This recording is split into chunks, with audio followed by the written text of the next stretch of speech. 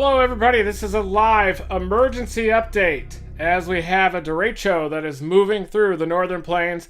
We were tracking this on my first morning weather briefing as it had an HP supercell to the southwest of the Mobridge area. It has congealed into a full-blown MCS, and this bookend vortex is the one here that has been causing a lot of problems. Wind gusts up to 100 miles an hour were reported in the Huron area to the northwest of Sioux Falls. It does look like the bookend vortex is moving through Sioux Falls right now. It's just passing through the eastern section of I-29 and the I-90 intersection, and it's really these northerlies on the backside of the bookend vortex that right now are impacting Dell Rapids, Baltic, Renner Corner, down toward Brandon as well. Big northerlies there. That's a bookend vortex. We can certainly see it with the velocity data as well. And that's the big winds. They're coming in right now toward the radar site, definitely approaching I-29. Just because this big bulging gust front moves through does not mean that this event is over by any means. And in fact, the strongest winds are actually in these northwesterlies and the easterlies near the bookend vortex. Look at these whipping in right now. Wind gusts possibly over 70 miles an hour. We have had wind gusts reported at 96 miles an hour near the Huron area. This is a classic windbag situation, but the bookend vortex is really what you want to go for. It's right near the I-29 corridor. You don't want to go for it if you're not a storm chaser, of course. This is actually the area that's going to be causing quite a bit of damage. Really, if you zoom out, you can see a large-scale mesoscale bow echo. This is the elbow region. We've talked about the elbow a lot. Basically, to the north of the elbow, you get a lot of the encouragement of cyclonic vorticity to form. You can see these little comma heads that are forming and wrap all the way up to the bookend vortex. And usually when you get a bow echo like this, you'll get two counter-rotating vortices. You get one on the north side, you get one on the south side. You have a cyclonic vortex on the north side that's rotating counterclockwise. You also have a vortex on the southern periphery that's moving in a clockwise direction, the opposite direction, more anticyclonic. Sometimes you can even get tornadoes on both of these bookend vortices, but you get big-time westerly winds on the backside. Big straight-line winds, rear inflow jets that'll pop into these. One thing I've noticed as I've been watching this derecho evolve as it's moved through northern and central portions of South Dakota is that the strongest winds are definitely associated with the bookend as this thing is moving from west to east. And there's also a new box. Omaha has just been boxed, my friends are saying, and you've got this squall line here that is beginning to back build. This is a forward propagating squall line. Convection is relatively upright along the immediate gust front because there still is some modest wind shear, big instability out ahead of this line. This is going to continue cruising off to the southeast, and eventually it's going to arrive in the Omaha area by the late evening. Definitely some big lightning, probably some shelf clouds that are coming in. I know that the Omaha Twister Chasers are fired up. The Nebraska Storm Chasers are fired up. Here's Gizmo helping me break down this radar.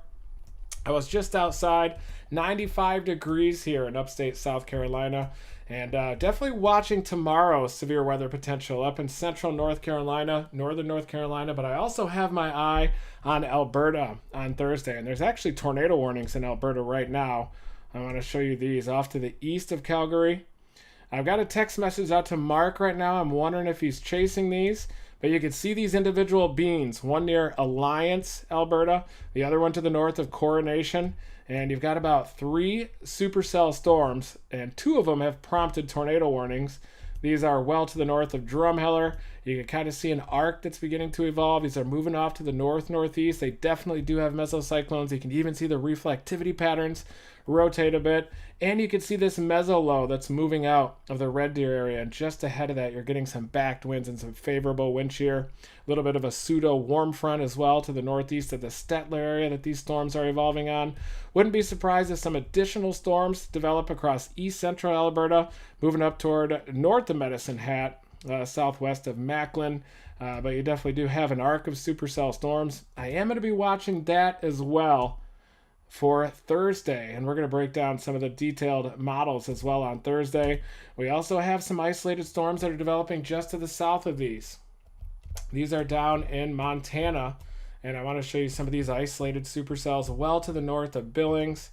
Beautiful storms out here, Montana storms, probably some incredible structure with these. Not quite a mothership right now, kind of a small version of a windbag. Could get some winds gusting over 60 miles an hour with that one. that storm as it moves off to the east. Definitely could get some severe weather through eastern Montana, but all eyes right now are on this wind bag, the derecho that is moving through eastern South Dakota, moving into southwestern Minnesota, northwestern Iowa as well. Classic wind bag ejecting bow echo. And I want to go over some of the watches here. Just mentioned that a blue box has been issued for the Omaha area, and I'm going to show you exactly what that looks like. Definitely have a new severe thunderstorm watch that is in effect for Omaha. Almost flew into this area again this morning. Trying to pick my best intercept. I generally try to go for the tornadoes too for our current science mission. We do have a moderate risk. Ryan Jewell issued that moderate risk centered right over the Sioux Falls area. 45 hatch area for big time wind. So that was the upgrade. That was issued by Ryan Jewell over at the Storm Prediction Center, longtime Storm Prediction Center forecaster.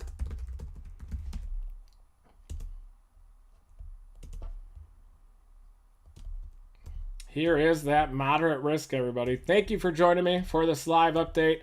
Ring that notification bell. Hit the notification bell for when I activate live storm chase mode once again. And here is the moderate risk area. Big time moderate risk that's in effect across southeastern South Dakota and northwestern Iowa. There you can see the 45 hatch area for hail. Severe thunderstorm watches have been coming out as well. Big time severe thunderstorm watches. We have had some wind gusts that are reported up to 96 miles an hour. So there's the blue box.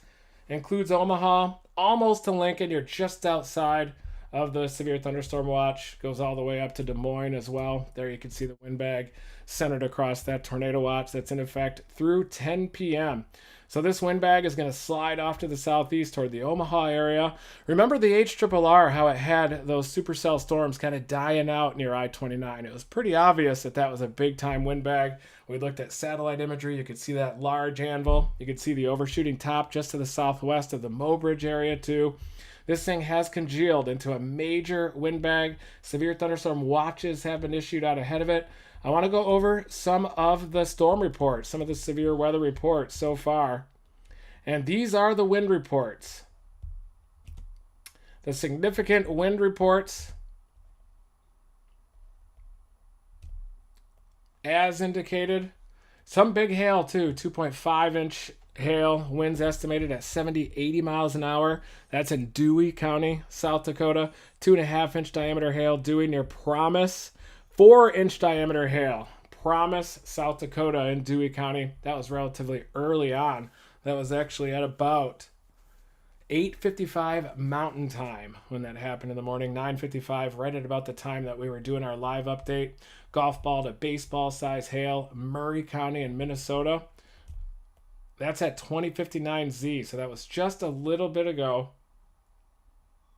3:59 Central Time, so about 23 minutes ago. Golf ball to baseball size hail, Murray County, Minnesota there. Scrolling down, definitely could see some of that large hail. Look at some of these wind gusts, 84 miles an hour. 1 mile south-southwest of Timber Lake, 77 miles an hour. 7 miles east-northeast of Oneida, Sully County, South Dakota. Scrolling down, you got an 87 mile an hour wind. Unofficial report of a 96 mile an hour wind gust too. That is near the Huron area. Trying to look for confirmation of that wind gust. Here is an 80 mile an hour wind as of 3 p.m.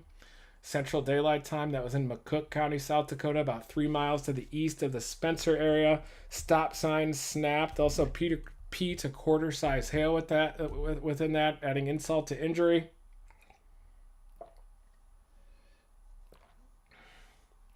Definitely an 85 mile an hour wind there too. Minnehaha, South Dakota near Wall Lake. An NWS employee reported 85 to 90 mile an hour winds near the Wall Lake area. That's definitely an interesting range. Probably sampled with an anemometer. That NWS employee near the Wall Lake area. So those are some of the wind gusts that we're getting out of this major derecho. And we're going to look at the environmental conditions now out ahead of this wind bag. A couple of things that are supportive for these derechos to maintain a long-lived status is to have favorable bulk shear out ahead of the derecho. That allows you to maintain vertically oriented convection along the leading edge of the shelf. And look at that little belt of easterly winds across northern Iowa. Those easterlies there are significant because they provide just a little bit extra bulk shear available to these storms. The upper levels are relatively modest, but you do have this belt of easterly winds at about 10 knots through northern Iowa, southern Minnesota. It's not a coincidence that the elbow of this derecho is moving right into that narrow belt of easterly winds. Relatively modest upper levels, and there's also big instability ahead of this as well. You can even see some of these severe storms that have been prompting flash flood warnings across southwestern Minnesota. That's because the upper levels are so modest that these are slow-moving storms dumping a ton of rainfall up there. So look at the instability ahead of these storms. You have major dew points, mid to upper 70s out ahead of it. You've got a belt of 6,000 CAPE across northern Iowa, across the northern 2 tiers of counties across northern Iowa, bulging up into the Sioux City area, right where that elbow is moving. And you definitely do have a differential heating boundary that's right in place across the Iowa-Minnesota border. And it's not surprising that the elbow of this large-scale bow echo is moving right along that differential heating boundary. That's where you get some non-zero wind shear. Some of these inflated values back behind the system, those are from the northerly winds, the northerly inflow jet on the backside of that system. It's not surprising because you have northwesterly winds on the backside of the comma head on the northern bookend vortex of this derecho as it continues to push off to the east. So looking at the RAP analysis, let's see exactly what it does with this long-lived wind bag. Moves it all the way across northern Iowa. Look at that, maintaining a bow echo structure even on approach to the I-35 corridor in about 4 hours time. That's going to be at about 8 p.m. when that arrives near I-35. And you also get a lot of convection that develops along that boundary where there's 6,000 CAPE, easterly winds, favorable bulk shear. You're likely going to get more storms that are going to develop along that east to west boundary that's near the Minnesota-Iowa border. Looking at 6 hours time, this is late night. This is at about 10 p.m. Looks like finally that convective line, according to the RAP, rolls into the Omaha area. Going back to the radar. Big time derecho event. It is becoming a little bit more diffuse as you're starting to get more of this convection developing right ahead of the elbow. But looking at the elbow, it's about to move into the Little Rock area. This is Rock Rapids, northwestern corner of Iowa. This is the Minnesota border as well, so definitely a bulging out structure, mesoscale convective complex. We also have severe thunderstorm warnings in effect for Sioux City all the way down I-29 corridor down to Sloan, Iowa. Is included in that severe thunderstorm warning. Wind gusts to 70 miles an hour. I don't expect as intense winds south of the elbow. I think that the strongest winds, I know the strongest winds of this derecho are associated with the elbow and all the way back to the bookend vortex, the comma head near the Brandon, Garrettson area, Dell Rapids, west of Luverne. This is in Minnesota now. Here's the corner of Minnesota. Luverne, you're about to get some very squally conditions. Likely visibility is dropping to near zero near Luverne up toward Dell Rapids to the west of Worthington. This is the southwestern corner of Minnesota. This is the northwest corner of Iowa. So there is the bulge. That's the elbow that we talk about so often with these mesoscale convective systems. To the north of the elbow, you get the encouragement of cyclonic vorticity to form. There's the elbow located right near the Minnesota-Iowa border. Off to the north of that, that's where you get those little mesovortices that'll wrap up and form. And you can definitely see those all the way through the Luverne area. Looks like there's a little bit of a mesovortex to the north of Beaver Creek, probably to the west of Luverne. Wouldn't be surprised if there is a tornado warning that's issued for this location. Just to the east of Highway 23, north of I-90. That shear zone is what we're watching right now for the development of maybe a QLCS tornado. We're also watching this comma head. Big time northwesterlies, gusting probably 70, 80 miles an hour now. Earlier, that thing was a lot stronger.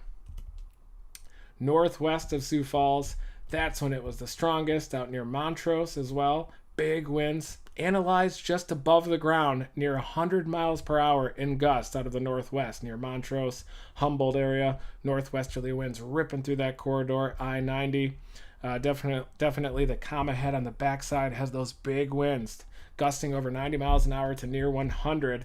And then you have the elbow region, big westerlies. That's why they show up opposite in color. You have these bright yellows that's away from the radar. You've got winds that are gusting 70 miles an hour right along the leading edge of the elbow. And you can even get the formation of these little mesovortices as well, just behind the elbow that's about to arrive near Little Rock, Ellsworth area. And now this thing is straddling the Minnesota-Iowa border right along that differential heating boundary, right along that belt of westerlies and enhanced bulk shear. So we're just going to continue to track this elbow, which is moving very, very rapidly from west to east, right along the Minnesota-Iowa border.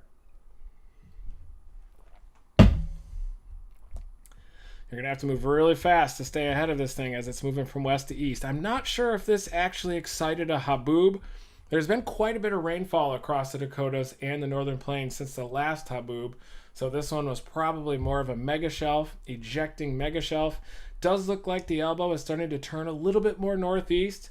Could arrive near Rushmore, Minnesota, west of Ransom, Minnesota as well, eventually arriving in the Worthington area. So look at this big time bulge. That's the elbow moving southwest to northeast. Classic elbow type of a situation. Ejecting bulge. Big time wind that is associated with that. I'm going to make sure that I'm still on audio. Sometimes I'll do like a whole 2-hour live and not even have any audio.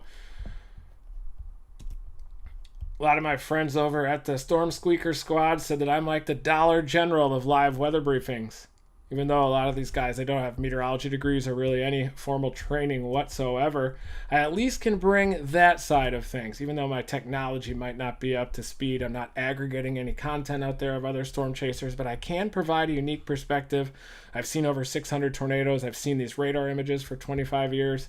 I think that I have more experience in the field seeing storm structure, occlusions, different types of weather, wind bags, bow echoes. I also have 17 years of formal meteorological training at the University of Oklahoma through grad school, master's degree. I got my PhD there as well. And I have about 25 years of raw field experience in storm chasing.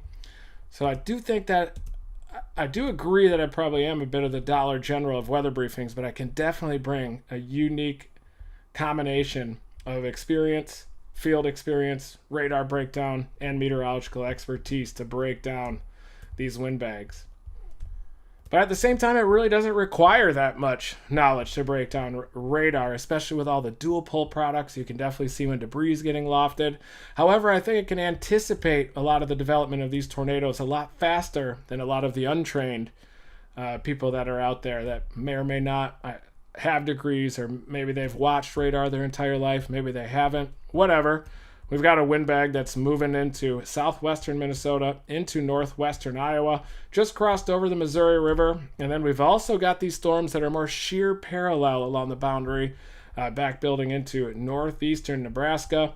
Definitely Sioux City's got a severe thunderstorm warning. Hunker down, batten down the hatches. If you know anybody in Sioux City, share this stream, hit the notification bell. I am tracking this severe weather as it's moving southeast into Sioux City.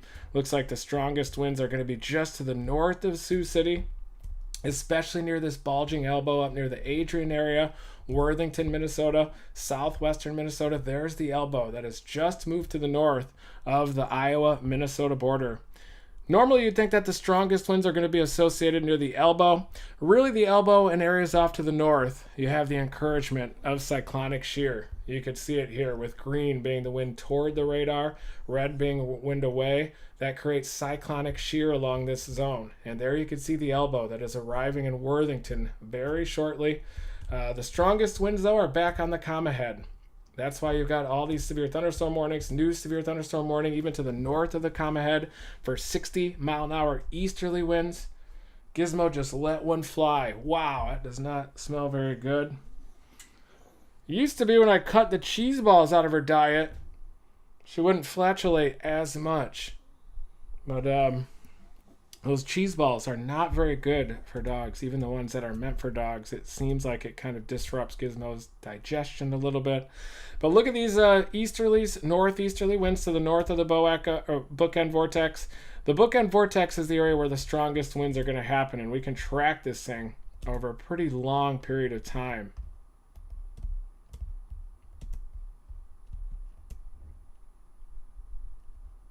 Look at the bow drop off to the southeast. So Huron is where that unofficial 96 mile an hour wind gust was reported. And this is moving off to the east-southeast. So you're definitely adding to those northerlies on the back side of the bookend vortex. Look at it pull in those easterlies now. It does have a little bit of convection that's going up out ahead of it. The RAP analysis shows that. You get some of these bubblers along the west to east oriented boundary that is hugging the Minnesota-Iowa border.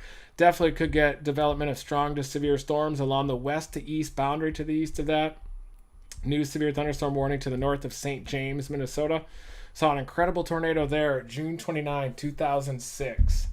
Crazy tornado. Late season. I was actually driving, heading back to Michigan. Spent time with the family over the summer. Saw that tornado. Looks like the possibility of a mesocyclone north of Jeffers, but really this flash flood warning is the story up there. Slow moving thunderstorms, weak flow aloft. 1 to 2 inches of rain has already fallen. Expected rainfall rate is 2 to 4 inches in 1 hour. And additional rainfall amounts of 2 to 3 inches are very possible across the warned area. Definitely got to stay tuned to flash flood situation as well. Let's go back to the calm ahead. Big time winds crossing I-29 right now near Crooks to Baltic to Del Rapids to Lyons. I-29. There's the airport. That's the Sioux Falls Airport. Beautiful Sioux Falls down there as well, especially when they're flooding. They can be pretty insane. Big northwesterly winds out here near the bookend vortex. See what some of those wind speeds are. 35, 37 meters per second. 36 meters per second. So probably 70, maybe even 80 mile per hour winds in gusts. At least some of those winds are just above the ground, but they are relatively close to the radar site. Look at that, right at the National Weather Service office. Northwest winds, 70 to 80 miles an hour, feeding right down to the airport. Right near the radar site, big northwesterlies, Crooks, Renner Corner. There it is, Sioux Falls. Big time bookend vortex, classic. Almost can look at it as a giant mesocyclone because this is on the mesoscale. It's a bookend vortex on the north side of this bulge. Northwesterlies coming in. Obviously, the yellow's there, wind away from the radar. Northwesterlies moving away from the radar, toward the radar there.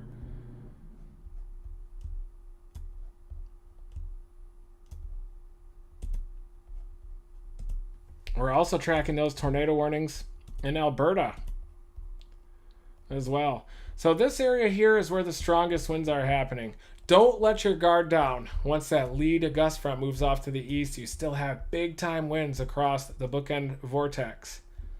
And the bookend vortex has expanded a little bit. Brandon, Luverne, Del Rapids, Garrettson just getting rocked right now with those big northwesterly winds, 70, 75 miles an hour.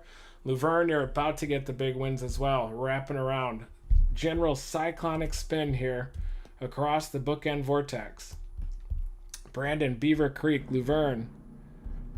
Big time winds there.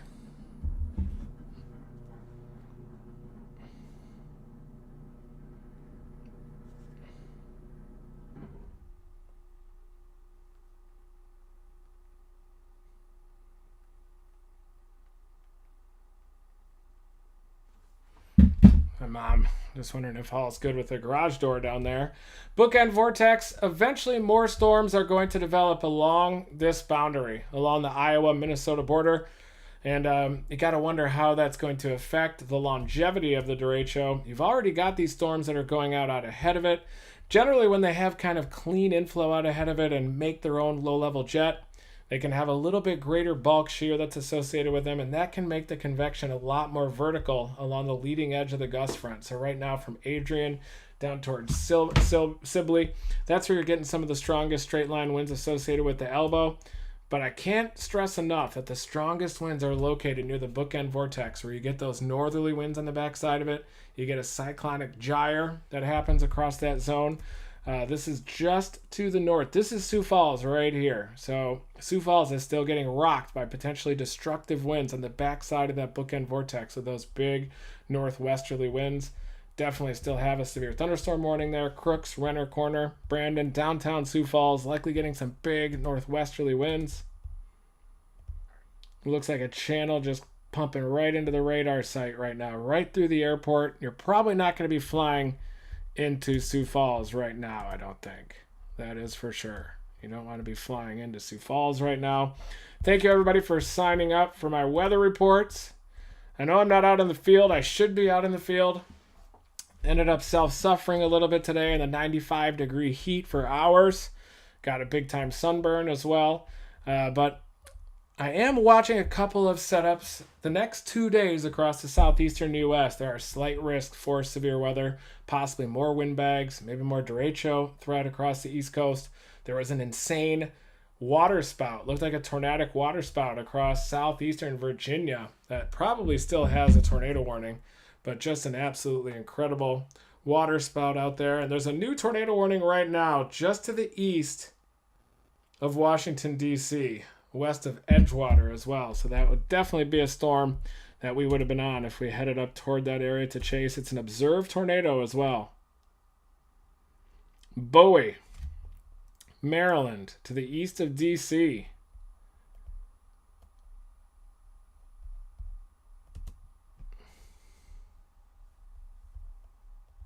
boom, right there. Looks like it produced. The couplet may have fluffed out a little bit.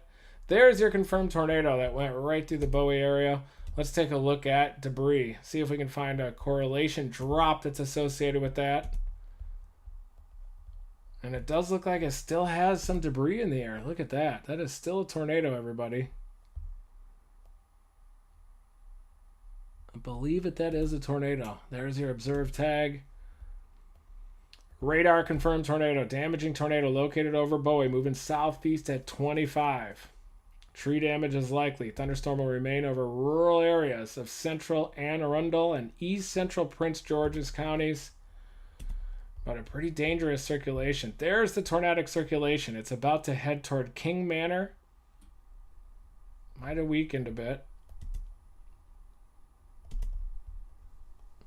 That's definitely the hook echo. Another circulation trying to develop on this other hook echo to the northeast of Bowie, but this is the main hook.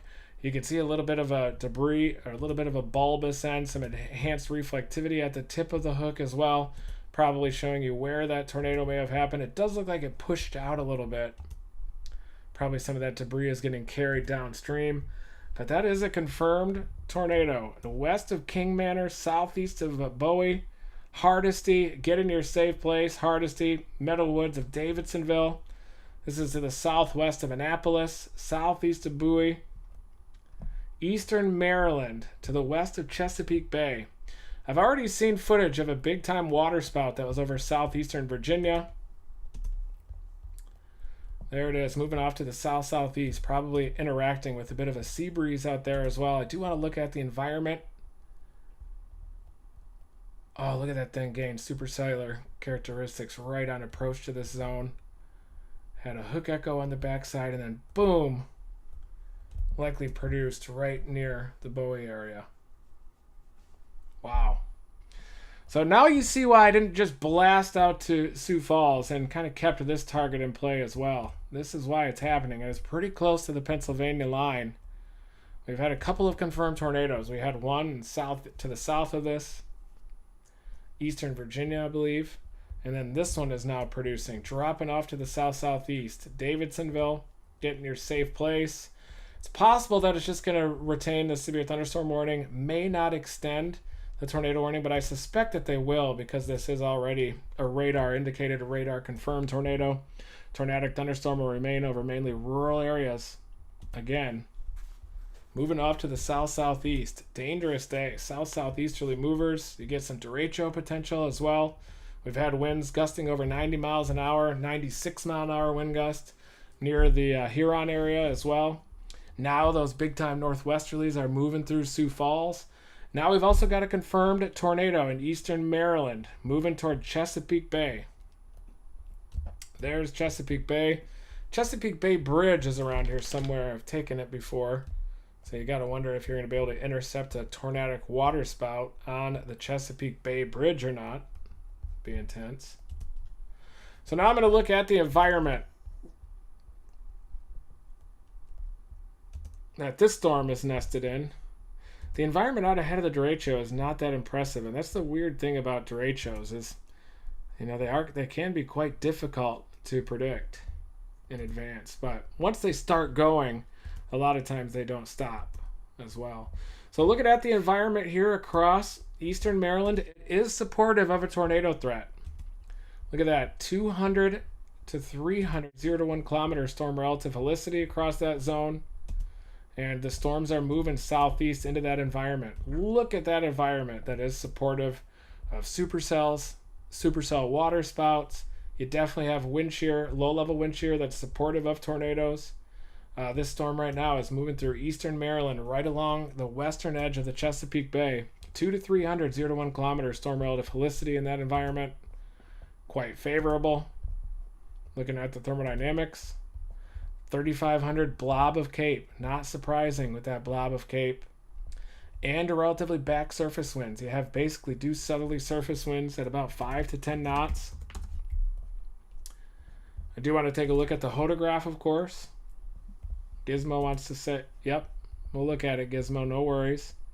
Gizmo just said that she wants to look at the hodograph over the Delmarva Peninsula out ahead of the storm.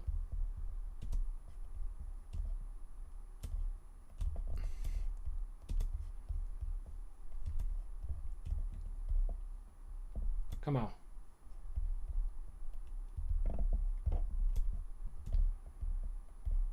Oh, wow. Oh, wow. Oh, wow. There is your hodograph from basically Delmarva Peninsula just to the east of that storm. That's right, Giz, we got it. We are breaking it down here. Right, meow. You basically have a 0 to 1 kilometer shear vector that's about 20 knots in length. You have your about 500 meter wind that accelerates up above 20 knots. May lead to a little bit larger of a shear vector. But when you look at that 0 to 1 kilometer shear vector, basically adding the tips, this is the southerly surface wind, shy of 20 knots. Then you have a 1 kilometer wind out of the due southwest, showing you that directional shear from the surface and aloft, about 45 degrees of shear between the surface wind and the 1 kilometer wind. And you've got about a 15 to 20 knot 0 to 1 kilometer shear vector, pretty close to 90 degrees. So you are pulling in streamwise vorticity at the low levels. You also got to wonder if maybe you'll bring this back a little bit further southeasterly, maybe with a lake breeze, or maybe you weaken that wind a little bit. Doesn't necessarily make it more favorable if you weaken that surface wind right now. It does seem like the magnitude of this vector is also important, and you do have this right mover that's actually a little bit further to the right. The right mover is obviously moving off to the south-southeast, which would be a little bit closer to a 90-degree angle with that observed storm motion that we're seeing on radar. Definitely supportive of tornado potential. 0 to 1 kilometer shear, near 200, just shy. You got about a $1.85 up there in the 0 to 1 kilometer layer in a storm relative sense. Greater 0 to 3 kilometer shear. So definitely is supportive of a tornado up there. And we did get that tornado warning extended as well. It's a radar confirmed tornado.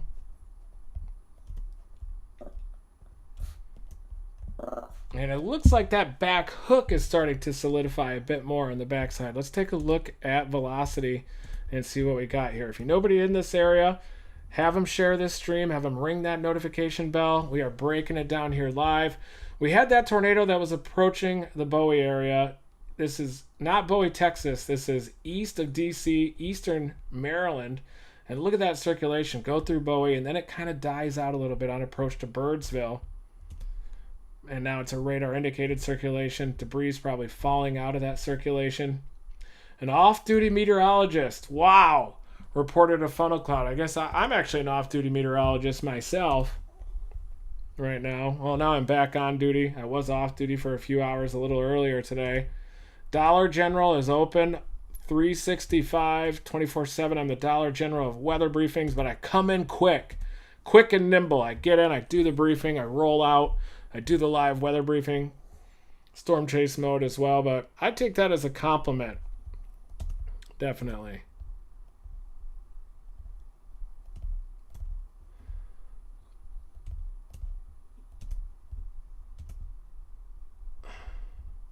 So it looks like there's a little bit of rotation on the back side of that little appendage. And definitely are losing some of the mesocyclone. But you do see that RFD surge. That's the RFD burst right there, south of Dodon, north of Harwood. Definitely an RFD burst. And it could easily fire up a tornado vortex on the north side of that.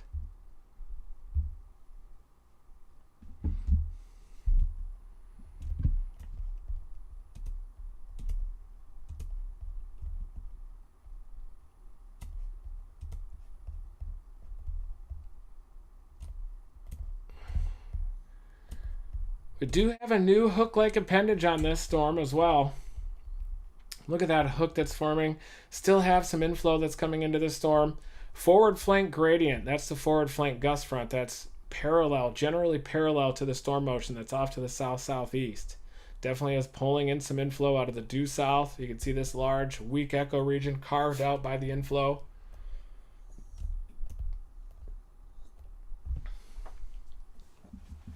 Got to bring Gizmo downstairs really quick. 1 second.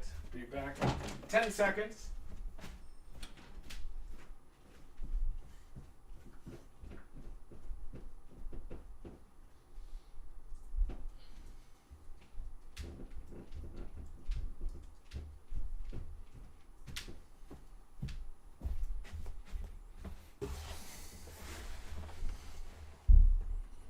So the tornado has definitely lifted with this storm, still radar indicated, and it does look like there's also another convective element that's about to merge with that storm. Right now, forecast sounding over Delmarva, just to the east, definitely a representative of that location. Probably a better site off to the west. Let's see what that DC area one looks like.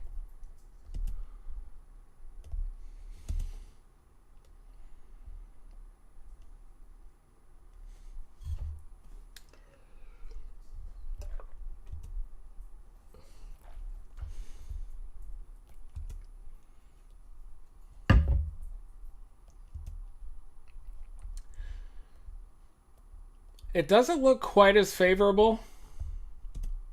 This photograph, let me show you. There is the photograph just to the west of these storms. And you can see why the storm is obviously moving off to the south. We look at the one in the Delmarva Peninsula, has a different right mover. So it's definitely near a shear zone. Some stronger northerlies you can see in the mid-levels of the troposphere. Northwesterlies at about 35 knots, southeasterlies too. About 123 0 to 1 kilometer shear, so it is just a little bit lower for that storm. And this is actually was downgraded to a marginal risk as well. New watch is also going to be possible across northeast Wyoming into the northern Nebraska panhandle along the outflow boundary. Isolated severe threat expected to develop. Thank you, Broyles. Large hail, wind damage. The latest water vapor imagery shows an upper-level ridge in the northern plains, a southwest mid-level flow throughout the west. A subtle shortwave trough appears to be located over western Montana into Wyoming. At the surface across northern and eastern Wyoming, an outflow boundary is analyzed. ML Cape estimated 1,200 to 2,500 by the RAP. 0 to 6 kilometer shear in the 35 to 45 knot range. Definitely supportive of supercells across that area. In general, you're definitely getting an environment across this area and across the northern plains that is definitely conducive for thunderstorm organization. Some supercell storms as well. And we've even had this confirmed tornado to the east of Washington across eastern Maryland that we've been watching. Severe thunderstorm warnings across northern North Carolina. I was thinking about chasing these. I might head out there tomorrow, maybe Thursday, to chase down some of these. But the best, oh yeah, there's also this flash flood warning across southwestern West Virginia that expires in about 7 minutes. I was thinking about covering some of the flash flooding out there too. Dew points down here are big time over the southeast. They're in the mid 70s right now. So major dew points that are being experienced. There's our wind bag. The elbow is about to approach Worthington and southwestern Minnesota. This is the old comma head. Laverne, Brandon, Garrettson area. Definitely some strong northwesterly winds there. 80-mile-per-hour winds possible with the bookend vortex. Elbow is ejecting off to the northeast, getting very close to the I-90 corridor, but it does look like it's losing some of its convection as it's moving off to the northeast. Looks a little bit more diffuse. Some stronger winds that are being analyzed back toward Laverne. Actually, some stronger winds down near the new elbow that's forming down near Melvin, and could get some wind gusts up to 80 miles an hour according to the severe thunderstorm warning down there near Melvin, just to the east of Melvin. Look at that. That's the area of the strongest winds east of Sibley and in Sibley too. One thing with these derechos is the wind isn't just concentrated right along the immediate gust front, but it's actually really powerful on the backside. You get rear inflow jets that'll move in here, very powerful westerlies. You have a southwesterly inflow jet that is nosing up, bulging that elbow off to the northeast toward the I-90 corridor. This is I-90. So right now the severe thunderstorm warning is saying 80-mile-per-hour winds. Sibley down to Sheldon, Sanborn area, down toward Paulina. Get in your safe place. You might as well treat it like a low-end tornado warning. If you get 80-mile-per-hour winds, they could certainly result in destructive conditions. You can get roof damage out there. You can get big problems, certainly. So definitely stay tuned to those warnings. Heed those warnings. Get in your safe place if you need to. This thing is moving off to the east. 80-mile-per-hour winds associated with that. And it's the strongest winds are going to be right on the backside of the gust front. Definitely big westerlies, rear inflow jets that are surging into this system on the backside. You've got a bookend vortex that's moving up toward Laverne. Definitely could get some big northwesterlies associated with that from Garrettson down toward Laverne, Beaver Creek area, Magnolia, Adrian. But right now it does look like that severe thunderstorm warning includes this elbow as it's lifting up toward the Worthington area. Further south, 80-mile-per-hour winds, 1-inch diameter hail. It does look like some of this convection is starting to disrupt a little bit the gust front. You're starting to get some of these renegades that are developing in an environment of relatively weak bulk wind shear. You're probably going to get a lot more of these that are going to be developing west to east across the Minnesota-Iowa border moving forward, and I think that that's likely going to disrupt this long-lived wind bag just a little bit. Might bring down some of those winds. The new warning off to the east of that now has winds up to 60 miles an hour from Spencer down towards Storm Lake. That includes Highway 71. Definitely could get some 60-mile-an-hour winds associated with some of these, maybe some damaging downdraft winds, some microbursts that could happen with a couple of these storms. Spirit Lake down towards Spencer. Maybe some 80-mile-an-hour winds associated with that. The wind bag does appear to be losing steam a bit. Bookend vortex still 80-mile-per-hour winds, though, associated with it. So don't sleep on that bookend vortex, that's for sure. Nasty winds that are associated with this thing out here. Northwesterly winds for the most part. Kind of more rear inflow jet variety of big winds that are surging on the backside of that system. And you do have a little pop, some 70-plus mile-an-hour winds that are moving through the Melvin area. Big westerlies, a little bit of a bulge out, too, of the gust front located near Melvin to the east of Highway 59. And eventually that's going to be arriving near Spirit Lake, Milford, Arnold's Park. So big wind bag moving from west to east, northwestern Iowa, southwestern Minnesota. And you now have a little bit of some weaker storms, just a special weather statement a little bit further south. Wisner, Madison. You got to wonder if that gust front is surging out a little bit out ahead of the convection. Usually that means that the wind bag is starting to weaken a bit. Look at this storm heading into Sioux City. Possibly some type of an elevated mesocyclone with this. Definitely an abundance of precipitation.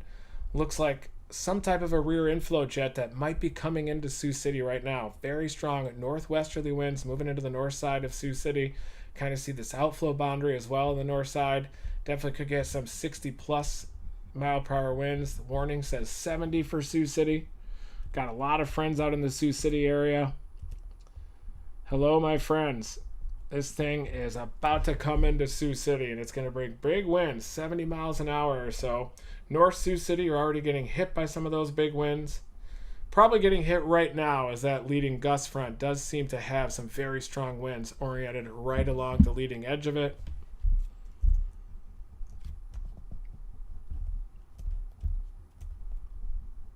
Paulina also has some pretty intense cores, vigorous convection associated with it. Definitely a massive windbag, but you're getting a lot more of these storms that are developing just ahead of the main gust front. I'm telling you, that's going to be this thing's demise. It was supposed to happen near I-29, at least according to the HRRR, which does not do a good job with these derecho events. Remember the one that went through Cedar Rapids, northeastern Iowa? Really, Des Moines through Cedar Rapids some years ago. Actually produced winds that were even stronger than many of the very powerful hurricanes that made landfall across the Gulf Coast.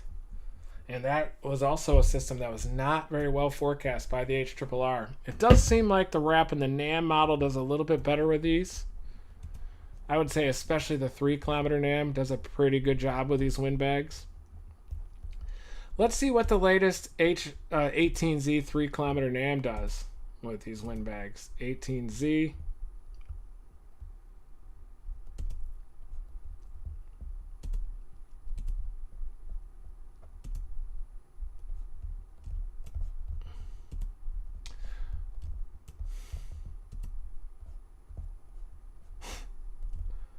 So this is right now, and the 3-kilometer NAM is the model that came closest to getting this thing right, if you ask me. This is the 18Z 3-kilometer NAM forecast for 5 p.m. Central Daylight Time. At the very least, it does show the windbag in northwestern Iowa. Definitely doesn't show it as quite a large scale. It's a little bit more like that in structure, at least in terms of its spatial distribution and size. But it did a lot better than the HRRR, and it definitely does not show much in the way of backbuilding down toward Omaha, even though we do have that severe thunderstorm watch that includes Omaha all the way out to Des Moines as well. That's the forecast for right now, so let's go 1 hour at a time. And boy, it looks like the 3-kilometer NAM tries to regain its bowing out structure. Interestingly, it kind of suppresses convection along the outflow boundary near the Iowa-Minnesota border. By 7 p.m., it looks like there is some more elevated convection that develops back behind the windbag, northwestern Iowa into southwestern Minnesota that could get going. Also, some flash flood potential that could develop across northern Illinois. 18Z HRRR actually is doing a slightly better handle. Looks like it has this bookend vortex over southwestern Minnesota and definitely convex off to the east of it. And I think we're starting to see that right now. We're definitely starting to see that on radar. There it is. At 22Z, that is where the HRRR had placed this windbag. So the HRRR definitely adjusted at least. That's one thing that model is very good at doing, feeding in real-time information, real-time obs, and it does have this pretty compact bow structure. Even had the bookend vortex that was moving east-southeast that likely caused damage throughout its path, winds gusting over 80 miles an hour along that. But the HRRR definitely showed these renegades developing over southwestern Minnesota and into northwestern Iowa. Even some renegade storms forming along the lake breeze front in northeastern Illinois.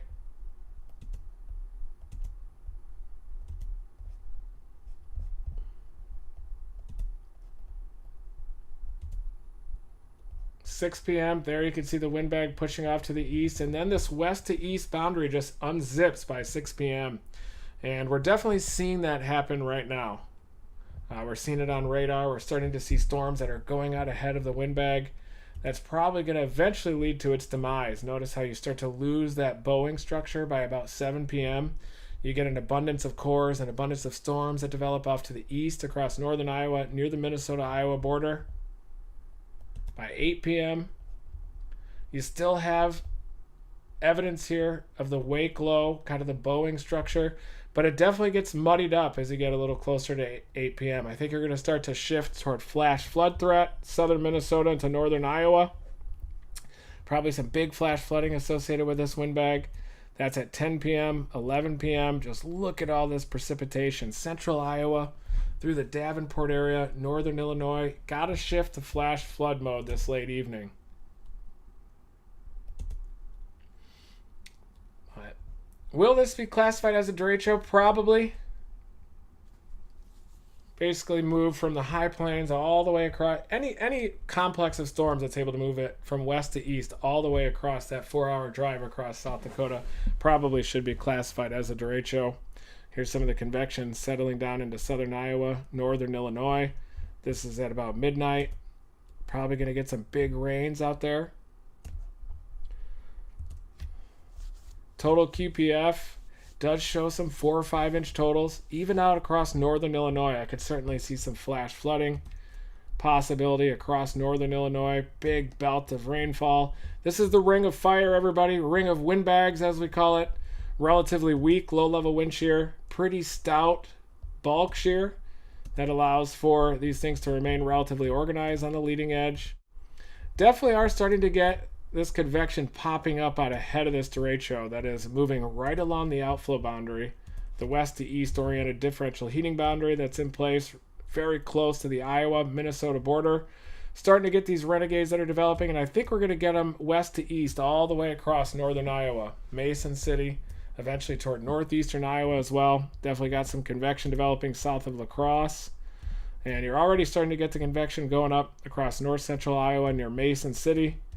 Northeastern Iowa, we can look at echo tops to see just how healthy some of these storms are. And not surprising with the Big Cape and 70 dew points, these echo tops are going 50 to 60,000 feet south of Madison, west to east oriented line, all along an outflow boundary that's in place. We're definitely going to see more of these flash flood warnings. We got a new one that includes Luverne, 80 mile an hour winds, flash flood conditions. These are destructive storms. Severe thunderstorm warning remains in effect till 5:15. 80 mile an hour wind gusts, quarter size hail. 73 mile per hour wind at 4:42, only about 20 minutes ago, was reported at Beaver Creek. So a very dangerous storm moving off to the east. 80 mile per hour winds that are associated with this. Big echo tops as well. A big bowing out structure that's happening. Thank you, everybody, for tuning in to this weather report.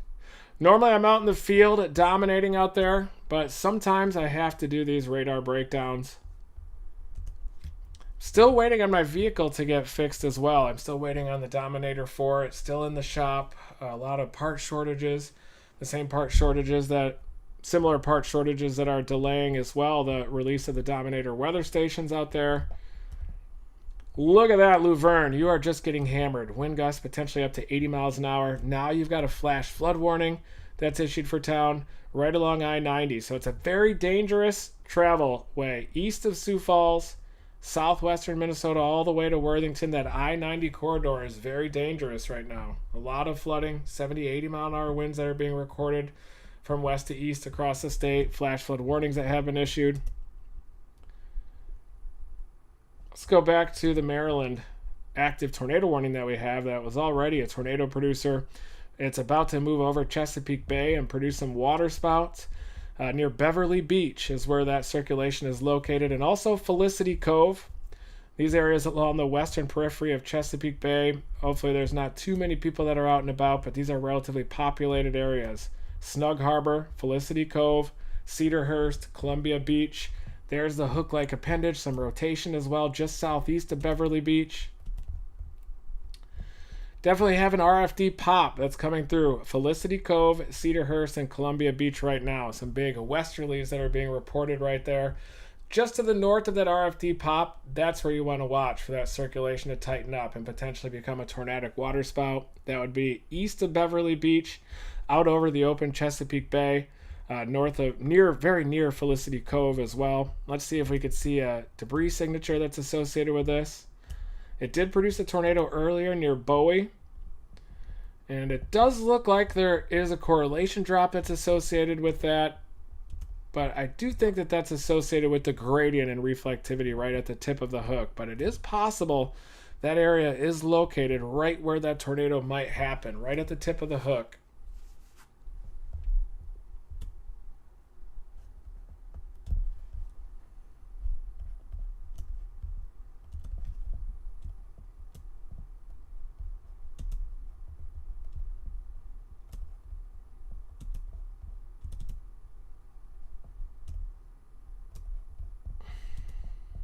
Zoom this out a little. Make sure I got the right thing framed. There's a supercell storm. It does appear to be trying to peel off a little left split. This is the right mover. Hook-like appendage. Weak echo region. Northwest to southeast oriented mid and upper level flow are taking hydrometeors away from the mesocyclone, shipping them downstream as well. Not very much in the way of hail, but definitely could get a tornadic water spout right along the western shore of Chesapeake Bay. Beverly Beach down toward Felicity Cove, Shady Side as well. That's where that rotation is located. Watching it very closely here. And you could definitely see the RFD pop off to the south. Westerly winds. Let's see if we can get a little closer.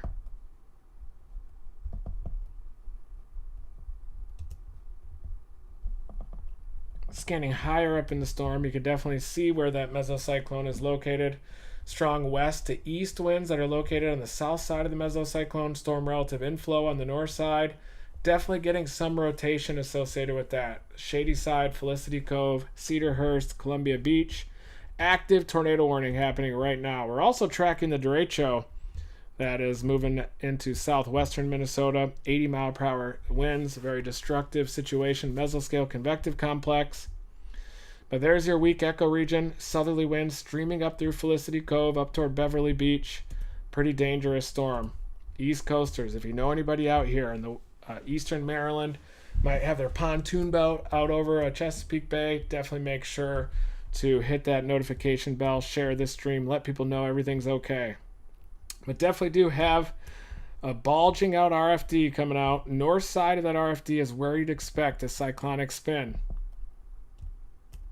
Looks like the one back behind it's starting to rotate as well out near Marlboro Meadows.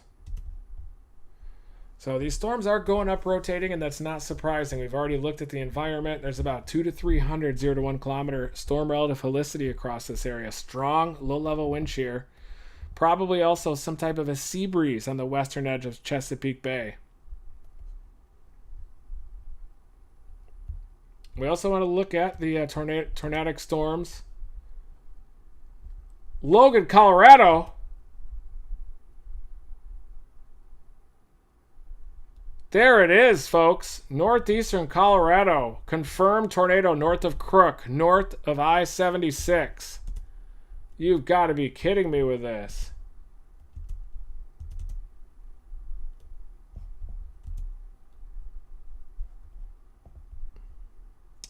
That is to the north of Crook.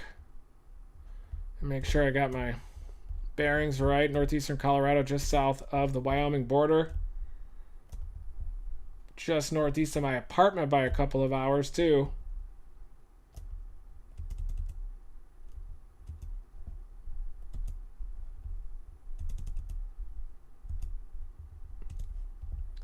There it is. Look at that little bean, everybody. Bean-shaped storm. I'm telling you, this stratiform precipitation that's out ahead of it is definitely helping to decouple the atmosphere a little bit, bring down those cloud bases. Very easily could be kind of a landspout type of a tornado. North of I-76, north of Crook. Boy, that looks like that was a landspout. Definitely a landspout tornado. It does look like you had a brief mesoscale accident right there. Propagating north, likely hit a boundary. It likely converged with a boundary from these northern storms. So this storm went up south of Lodgepole, south of I-80. This storm on the Wyoming side likely shipped out a boundary, and then that mature storm that was approaching to the south of Crook interacted with that boundary, stretched the horizontal spin into the vertical, and that's when you got a landspout tornado. Definitely a temperature gradient out there north of Crook, a little bean-shaped supercell storm lifting off to the north. starting to evaporate as it's about to congeal to those other storms. Observed, though. Hopefully some of my friends out there in Colorado saw that. Weather spotters confirmed. I can almost guarantee you that that was a landspout tornado just based on the environment, based on the radar appearance. And you do have a severe thunderstorm warning up in Sydney right now. Some storms that are beginning to intensify. Possible large hail. Maybe some microbursts as well, damaging straight line winds up near the Sydney area that could happen. Another severe thunderstorm warning. Eastern Wyoming south of Lusk. This is a supercell storm here, folks. There was that big tornado out near Van Tassel, between Van Tassel and Harrison during the last Northern Plains push. This area is notorious for big tornadoes from Lusk all the way to Chadron, and this one developed over that terrain in the gap here, a little bit of a moisture funnel gap up into Lusk, and that's diving off to the southeast at a couple of cell mergers. 1-inch diameter hail. Wouldn't be surprised if even a mesoscale accident happens, and if we're able to squeeze out a tornado from that storm as it's diving off to the southeast near Lusk. And it's passing south of Lusk right now.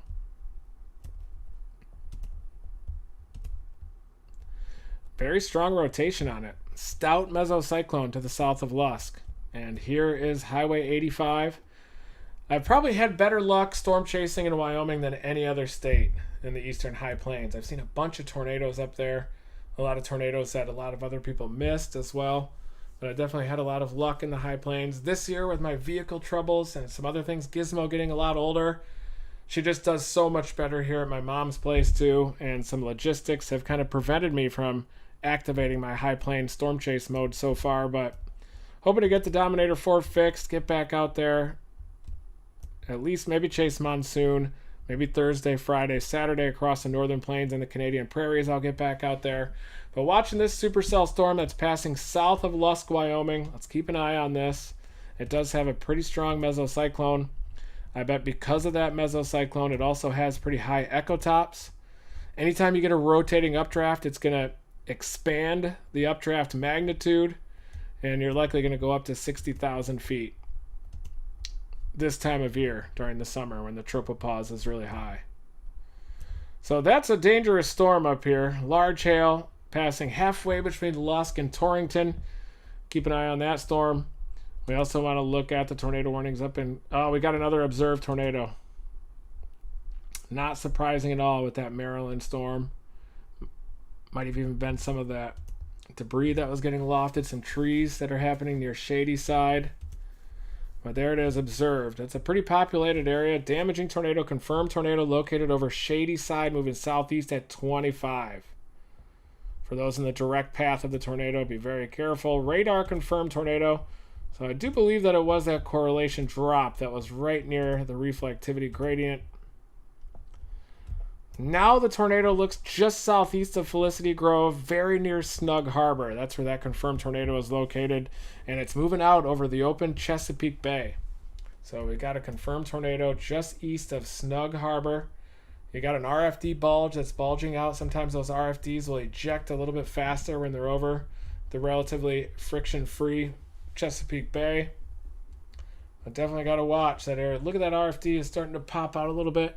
That might actually be the spoot a little bit back behind that RFD pocket. We're scanning up relatively high in the storm.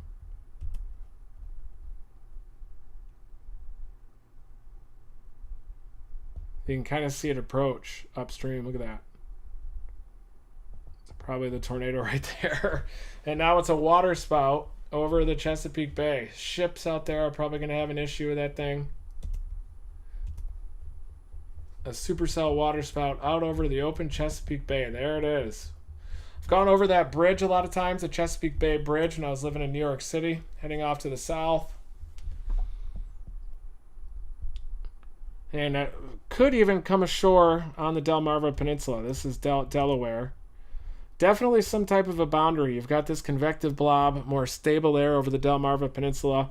And on the western periphery of that blob, you likely have a differential heating boundary. Probably some sea breezes as well. And that storm is moving off to the south-southeast. We got another tornado warning for the other job southwest of Lothian.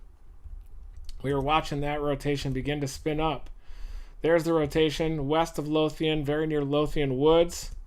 Not a very well-defined couplet right now. Radar indicated circulation, but that's moving off to the south-southeast. Tracy's Landing, Friendship, Churchton, get in your safe place. Sudley as well, get in your safe place, certainly. That tornado warning does not quite include Chesapeake Beach. The tornado warning is just to the north of that location. We were tracking the derecho, and now our original target area that I was going to be chasing up here is now starting to go tornado warned.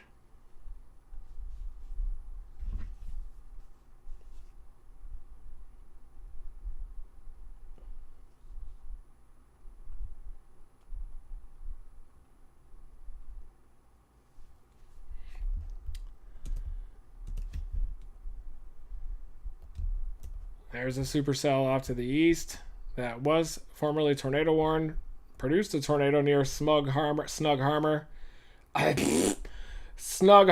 Felicity Cove, Shady Side. Now we're watching this new tornado warning for this supercell storm.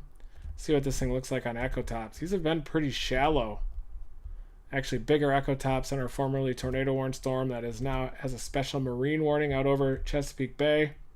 Water spouts can easily overturn boats and create locally hazardous seas out there, folks. So pretty high echo tops of that one.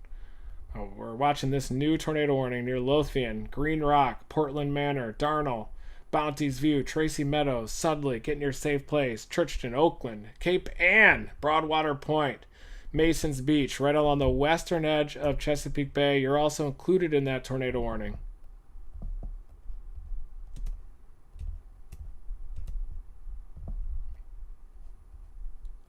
I don't think that it has a very strong mesocyclone, or we'd likely see some higher echo tops on it. That one in Logan County, Colorado, doesn't look as favorable. Do want to look at some of these storms up in eastern Alberta. We got a couple new tornado warnings up there for these little beans. Storm north of Castor now has a tornado warning that expires in 29 minutes. Possibly producing a tornado. I'm not seeing incredible couplets on these. But the radar isn't quite as good up there for identification of tornadoes, as you can see. But you can definitely see a general mesocyclone associated with that storm.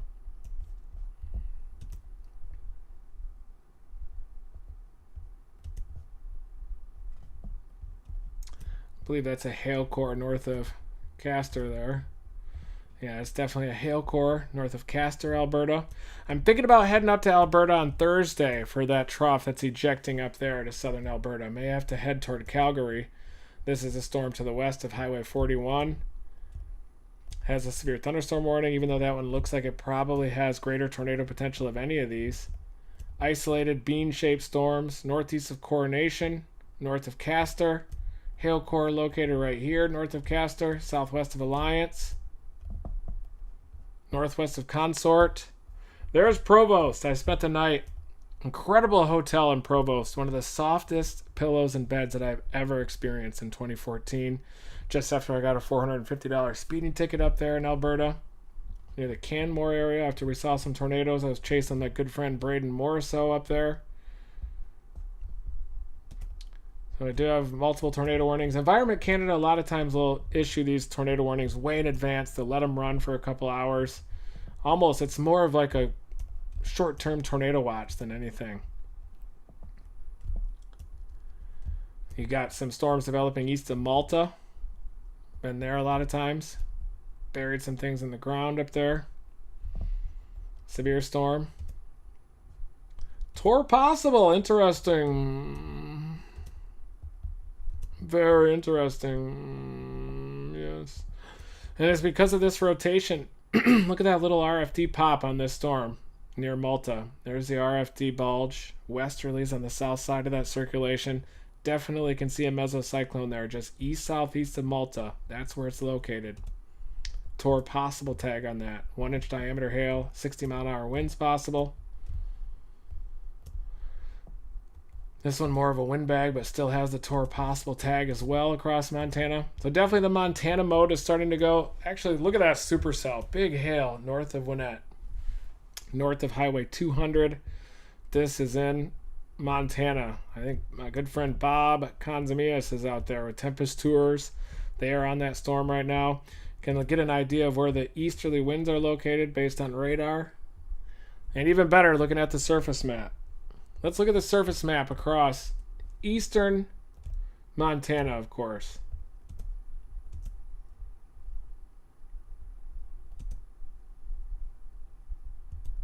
What?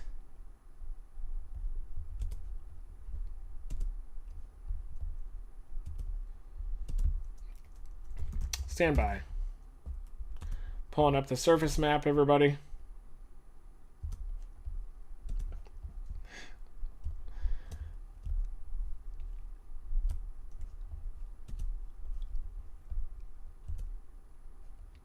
It is a slight risk up in that zone. Watch unlikely for those tornado warnings and confirmed tornadoes and spoots that are happening. So look at the surface map across central and eastern Montana, if you will.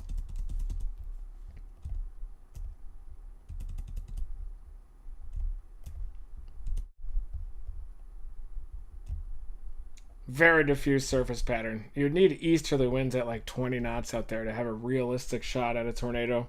Dew points in the upper 50s to near 60, but just that muddy surface pattern.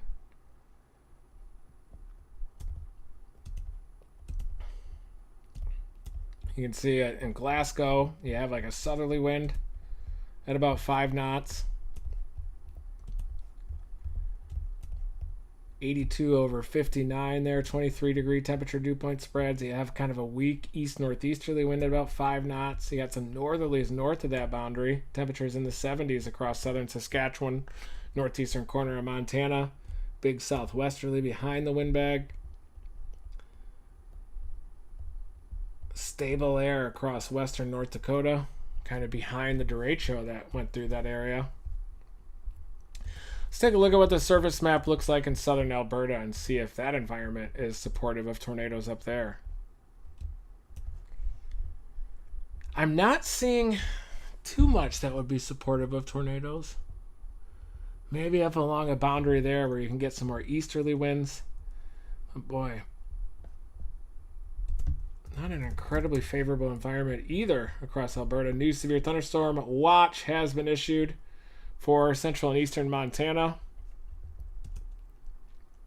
Here's the latest mesoscale discussion, 5:09 p.m. Central Time, recently, just about the derecho. Derecho is expected to continue for at least a couple more hours. The greatest threat for damaging winds is across northwestern Iowa, right along where that elbow is going to track. It's possible if you can get more rapid storms that will develop along the outflow boundary out ahead of that it could disrupt the organization of the derecho as it moves from west to east.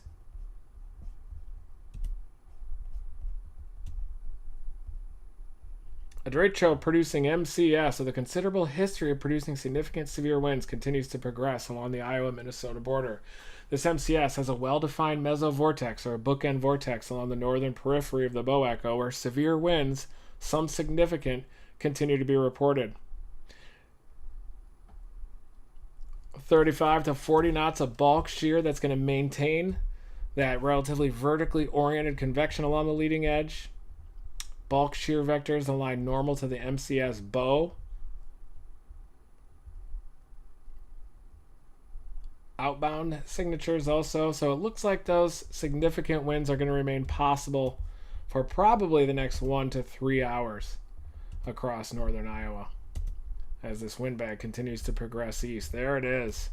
And you can almost see the surface features. Northerlies, northeasterlies, easterly winds, southerly winds, all kind of streaming in toward that mesovortex that is located over northwestern Iowa.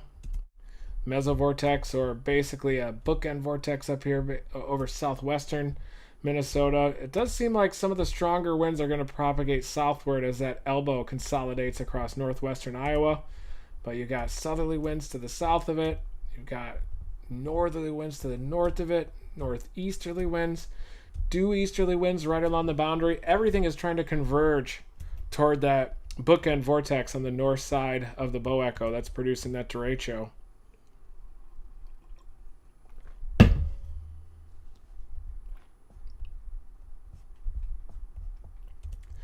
There's also a ton of instability.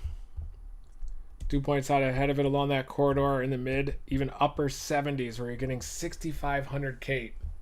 All of that moisture along northern Iowa and into southern Minnesota, that derecho is just feeding off that, as well as the bulk shear that is oriented from west to east, basically normal to the apex of the bow, or perpendicular to the apex of the bow. The elbow is going to be moving right into that pipe of instability across northern Iowa and southern Minnesota. Should proliferate it for another 1 to 3 hours. And in fact, sometimes when you get the development of convective inhibition, like with the blue, sometimes that can even make it easier for these things to propagate even quicker. It's almost like an air hockey puck that's moving over an air hockey board. It just hauls ass. If you turn off the air, puck doesn't move as fast. So when you get that low-level stable air that develops, like what's going to happen near sunset across this belt of instability, it can allow the bow echo to move a lot faster even.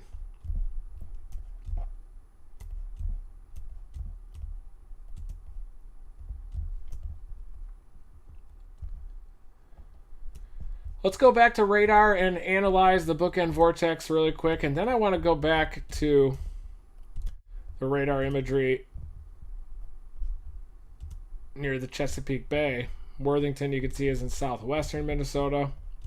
I want to look at the mesoscale structure of the derecho here.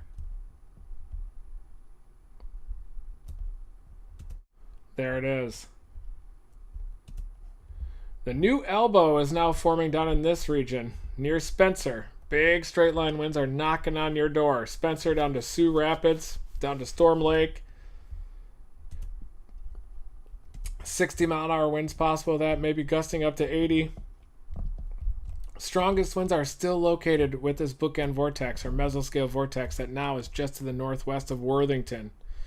Windham area, Jackson, this is all kind of that convection that's developing along the outflow boundary out ahead of this. So we're still getting a lot stronger winds right up near this comma head. Sibley, Worthington area could get some decent winds.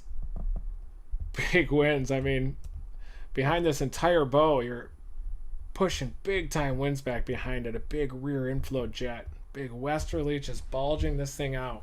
Look at that bulge. That's called the elbow, knee, whatever you want to call it. Bulge. Look at that thing just bulging out. Apex of the bow. Anywhere north of there, you get the generation of cyclonic vorticity. Even this storm that's about to get absorbed into the line has a mesocyclone with it, and that's because there's probably a little southeasterly low-level jet accelerating and get a little enhanced low-level shear just ahead of that bulge, ahead of the elbow, and that can even spin up a mesocyclone, a supercell storm up there. There you can see it. I wouldn't be surprised if near Spencer or just to the east of Spencer, if you get some more enhanced winds associated with this merger. You got a supercell storm that has a little hook-like appendage that's about to merge with this ejecting bow along the cyclonic shear side. So Spencer, Iowa, all the way to Emmitsburg, you probably want to get near a safe place. You could definitely see cyclonic curvature on the backside of that HP supercell. Wouldn't be surprised if that merges with this portion of the line. Spencer down to Greenville, if you get some locally enhanced winds right there. Look at that. Spencer's about to get rocked by big time winds, 60 to 70 mile an hour winds, maybe even stronger than that. Winds are about 35 meters per second. You can approximately multiply that by 2 to get the miles per hour across that. Obviously a big bulge. Big westerly winds are knocking on your door in Spencer. Get away from those windows. Get in an interior closet. Even though it is just a severe thunderstorm warning, you can get such destructive straight line winds, 70, 80 miles an hour, that you still want to take shelter out there. And look at this little supercell storm that's about to merge into the northern section of the line. Spencer up to Terrell, down to Ruthven. This is a pretty dangerous storm here as this bow continues to eject.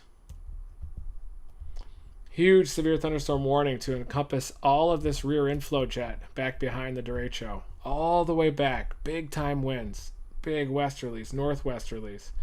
The bookend vortex is losing its identity just a little bit on the north side, but it's still there. Look at that spin. Adrian down to Sibley.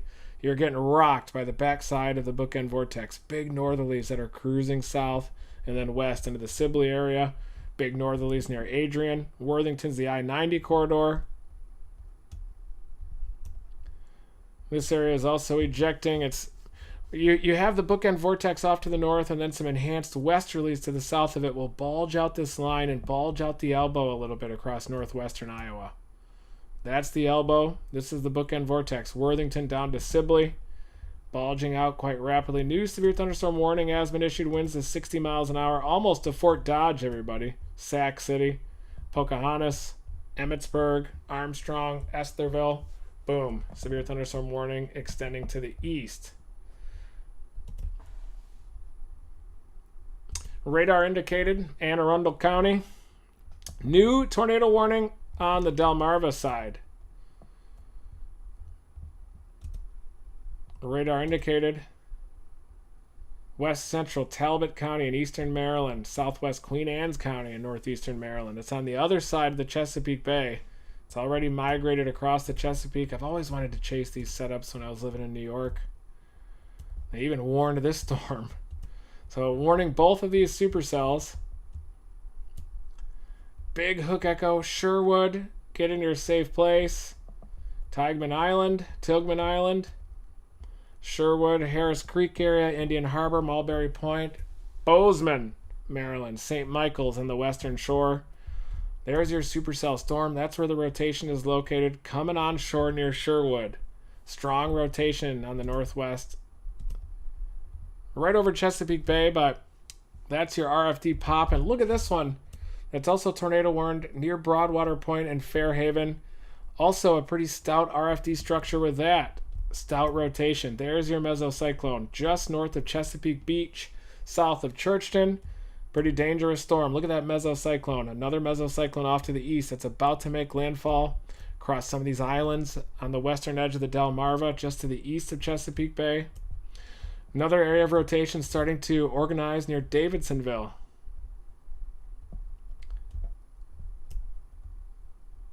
This one's starting to intensify a little bit more. North Beach Park, south of Broadwater Point. That's where the circulation is located.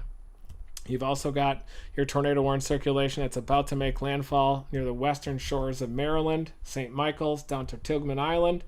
North of Chesapeake Beach, definitely a tornado out there. None of these are confirmed right now, but they do have a history of producing tornadoes. And even though the reflectivity structure isn't organized on the westernmost storm, north of Chesapeake Beach, these are both Maryland supercells right now. There's the Delaware border off to the east. You can see the Delaware border. These are on the western periphery of that stratiform precipitation. Also watch this storm near Queen Anne. Queenstown to Queen Anne. That one is starting to organize into a supercell storm as well. Starting to feel some of that more favorable bulk shear. Look at that rotation out near Queen Anne right now. And another little circulation on the backside near Scotttown. This thing could also ramp up, possibly go tornadic. We're kind of jumping the severe thunderstorm warnings and going straight to the tornado warnings right now. This one's going to move out. It's already out over the Chesapeake Bay, so if you're in Broadwater Point looking off to the southeast, you could probably see a potential tornadic waterspout, at least a wall cloud out there. Not incredibly tight rotation, but sometimes these storms, when they move over the relatively friction-free surface of the Chesapeake Bay, they'll start producing tornadoes. This one's warned off to the north, too.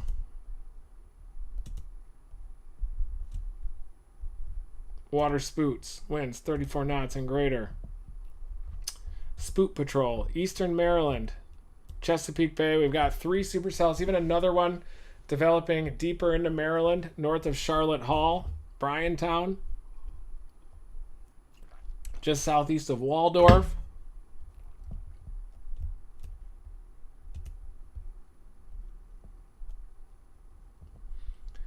Looking at the Delaware radar, the storm even looks more favorable. Rotation doesn't look as strong, but you could definitely see where the tornadic circulation or waterspout would be located. Sherwood, just offshore of Sherwood. Another possible waterspout west of Claiborne, south of Romancoke, right over the open Chesapeake Bay. That one also has potential of producing tornadic waterspouts. We're also watching this trailer to the north of Chesapeake Beach, has potential for waterspouts. This lead storm, this one produced a tornado near Bowie, Maryland. And look at that classic Hook Echo. The forward flank gust front is located due north-south. That's the boundary. This is the forward flank downdraft, rear flank downdraft on the backside. All of this precipitation that falls downstream is in the forward flank gust front. And right along this boundary, that's the forward flank gradient. Strong due northerlies. This moves off to the south. It'll move parallel to where that forward flank gradient is located. It's now moving off to the due south toward Tilghman Island. Tilghman Island. Southeast at least, but that hook is organizing on the backside of this storm. Let me shorten the amount of that loop really quick.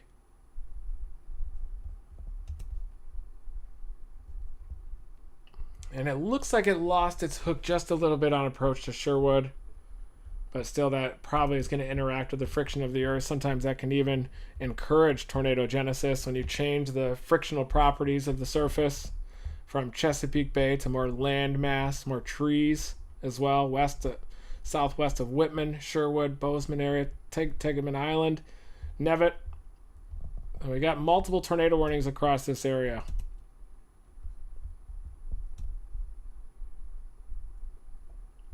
We're also tracking those tornado warnings in Alberta, too. I'm not seeing any evidence of any tornadoes that are in progress right now with these tornado warnings, but we have seen a couple tornadoes. A debris signature on that one near Bowie.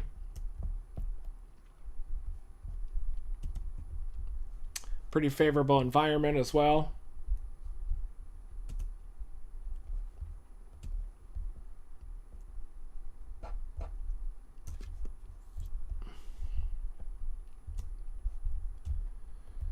Three tornado warnings. North of Chesapeake Beach, west of St. Michael's, Roman Coke as well, down toward Claiborne. And now we're going to go back to our derecho event as well.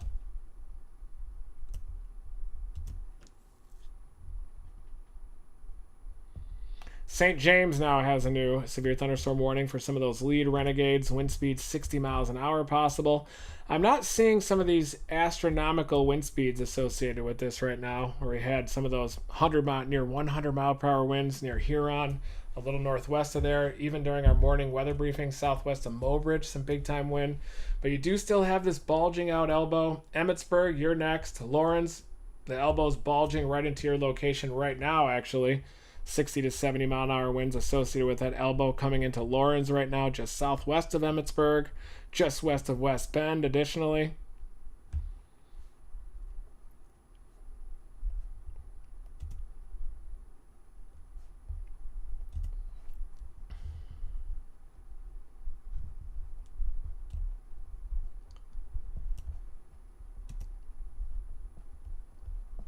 So thank you everybody for tuning into this live weather report.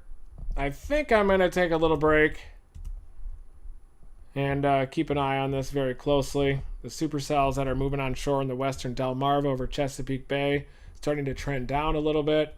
Looks like your bookend vortex that's right over Sibley. Big northerlies on the backside. Adrian down to the west of Sibley, down through George and Ashton as well. Definitely could be some relatively strong winds as this thing just meanders through the Worthington area right along the I-90 corridor.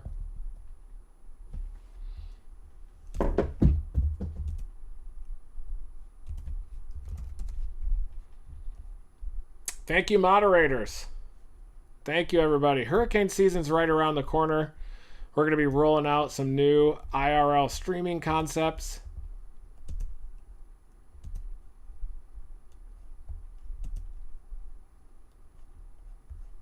Make sure to chat. Everybody's doing okay over there. Thank you, everybody. Hit that like button if you want. Yeah, no problem. Hi, Gina K. Dixie Doodles. Garrison Carr. Hi, Freebird. Patrick's Music. Hello, Pecos, Texas. That's where I blew my windows out. Back in 2020. Near McCamey, Texas. That was pretty intense.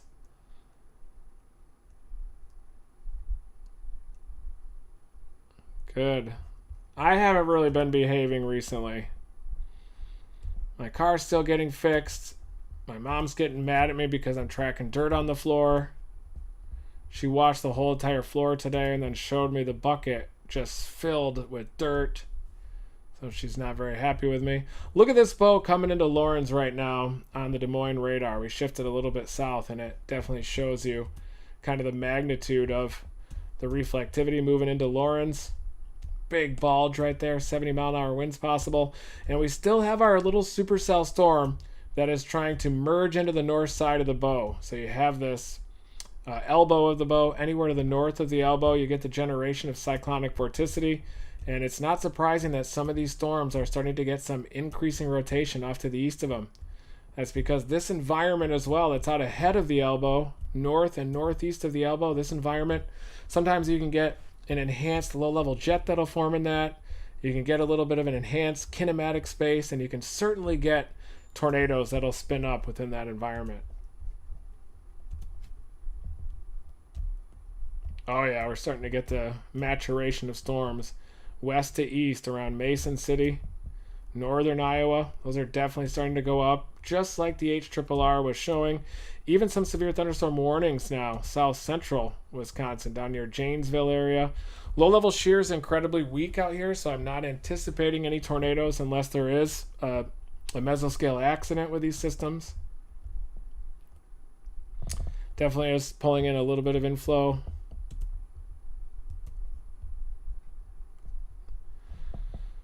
Could get some gusts 50 to 60 miles an hour associated with that.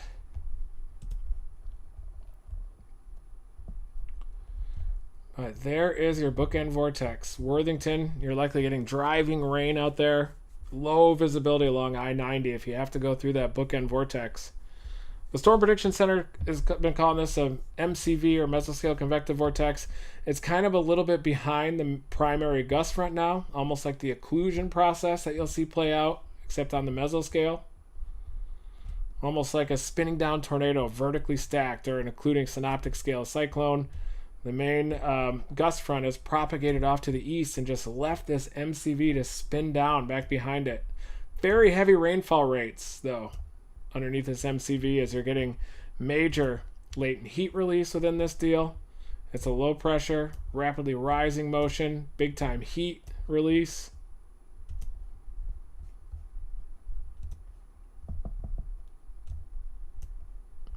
This area is starting to expand down near Omaha. My friends in Omaha, I don't think that the models are very supportive of severe weather in your location. And in fact, you've got this outflow boundary that is now migrated well ahead of the convection. Look at that. The main gust front's right here. Main convection back behind it. West Point, Ottawa, up to Storm Lake. That's a configuration that usually causes the storms to die out. Even though we do have that special weather statement for the outflow boundary that could have some gusty winds, maybe 40 miles an hour associated with it.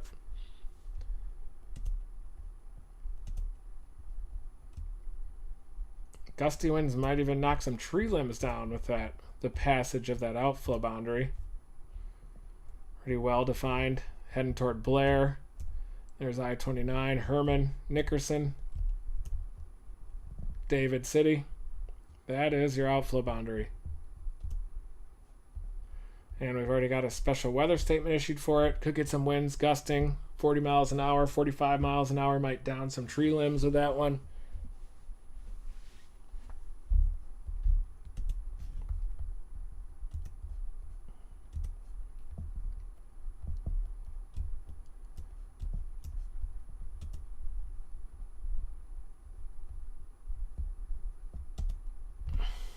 Take a look at these up in Canada.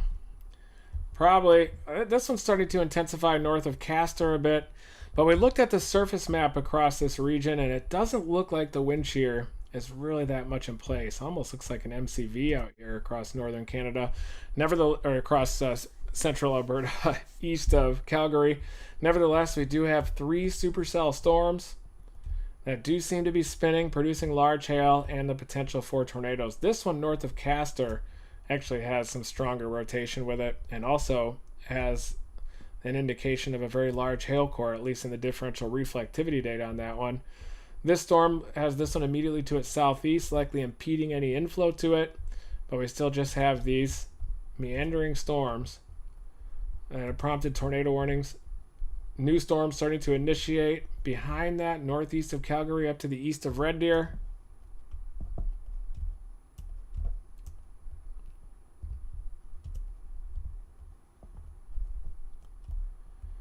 Look at that bookend vortex near Sibley. Big winds, being probably 60-mile-per-hour winds now and that. Looks like the warning statements are starting to come down. Starting to see more 60-mile-per-hour winds that are associated with these. 60, there's a 60 as well. 60 mile per hour.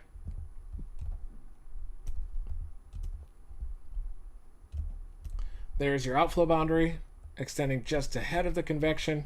Definitely showing that this portion of the line is beginning to weaken.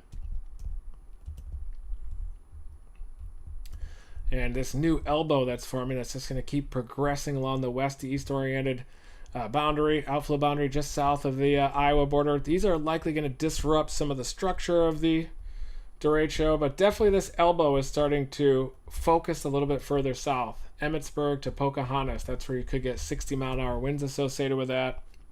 You've also got this supercell storm that's beginning to merge into the northern section of the line. And it does look like there is a little bit of convergence, even a couplet up there near Ruthven, west of Emmitsburg. You got to wonder if that area might even produce a mesoscale accident. It does look like as that storm is about to get absorbed into the northern section of the bookend.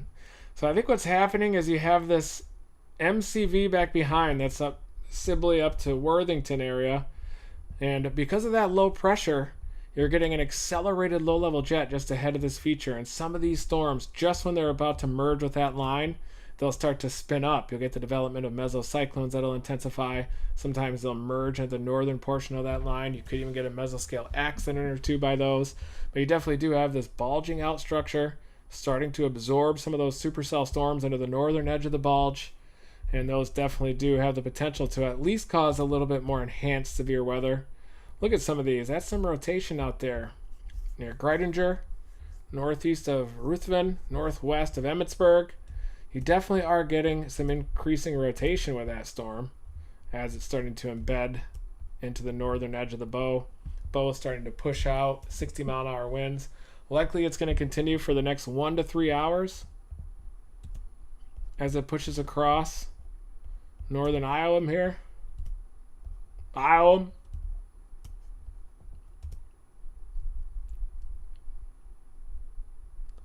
Roll of invisible tape. Sounds like flex tape, Gina K.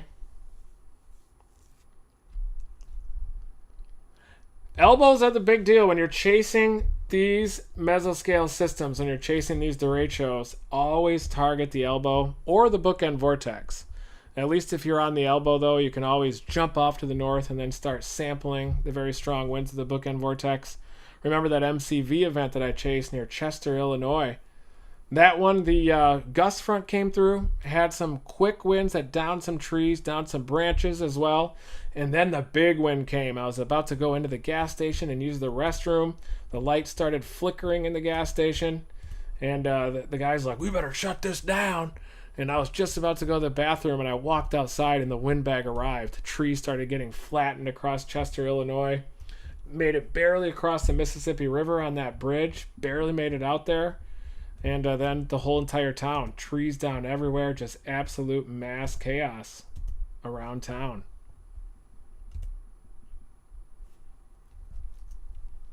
I am hoping to get my...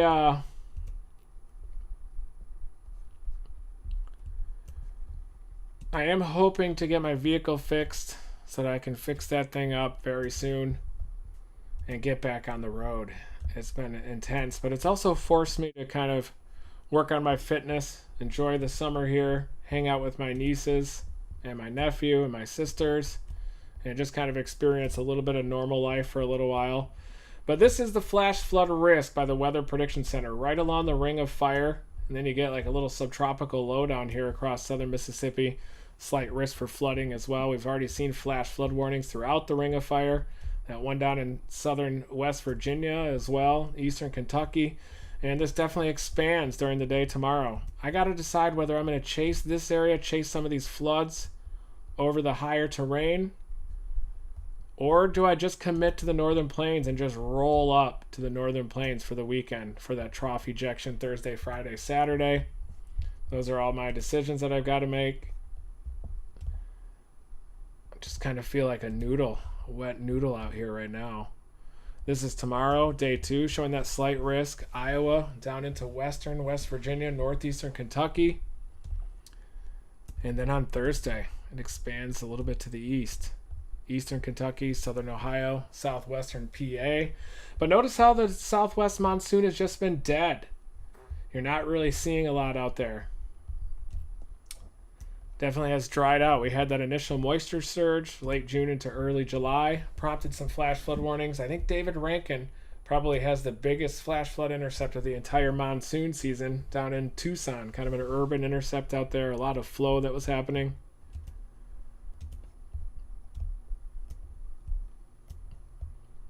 I now want to look at some of the new models just to see what the hell we're going to do over the coming days.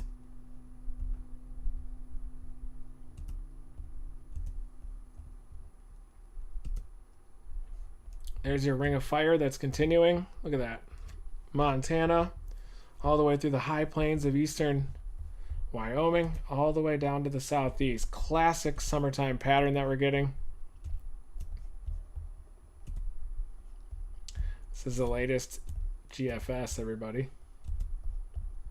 Trying to figure out what my next steps are. Good grief. This is right now. You still have this trough that's off the Pacific Northwest. Trough that's just a semi-permanent trough that's been there throughout the summer. And you've got this high across the central U.S. dominating out there. Deeper into the Pacific, the warm blob of the North Pacific Oscillation forces that ridge a little bit further west. And I'm watching for this trough to eject out here. You just have a couple of diffuse disturbances. Still some ridging aloft downstream Wednesday. And you have a couple subtle disturbances coming in northwest flow as well. Eastern ring of fire. You can see that it doesn't take much to get these derecho events going. Once they kind of create their own low pressure, their own MCV or mesoscale convective vortex, they just churn. And relatively weak but marginal bulk shear for favorable thunderstorm organization. You get about 40 knots of bulk shear. It's still enough. This is Thursday. Trough ejection arriving in southern Alberta. Could be one to chase. Friday, the trough ejects a little bit more across southern Alberta.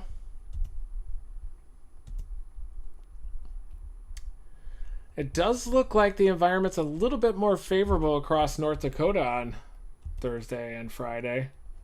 Decent environment, though, up into Alberta, up near Red Deer. Low-level jet's a little bit weak. Moisture, definitely favorable. Mid-60s dew points. Quite a bit of directional shear as well. This is your forecast sounding near Red Deer on Thursday evening. So it is showing an environment that is going to be supportive of a tornado or two out there. You have a lot of directional shear in the low levels. You've got some very steep low-level lapse rates. Temperatures in the 70s, over 60s dew points. Pretty decent cape as well through the profile.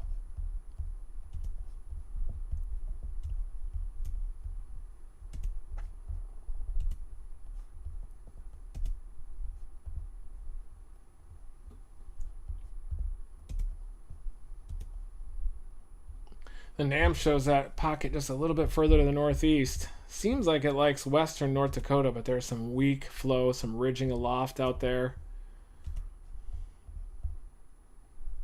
Let's go to Friday. Friday evening. Looks like western Saskatchewan.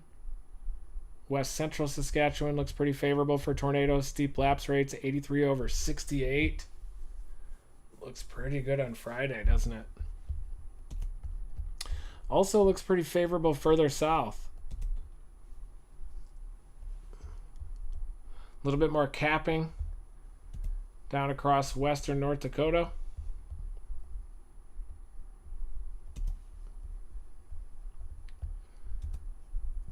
A lot of times you'll get environments that might look a little bit more favorable on the U.S. side, but then you get a little capping inversion down there, a little bit of ridging aloft, and then all the tornadoes end up happening further north into Saskatchewan. Could get a big tornado up there, though, on Friday. Look at that. North of Saskatoon, right ahead of that ejecting trough. That's the NAM model, at least.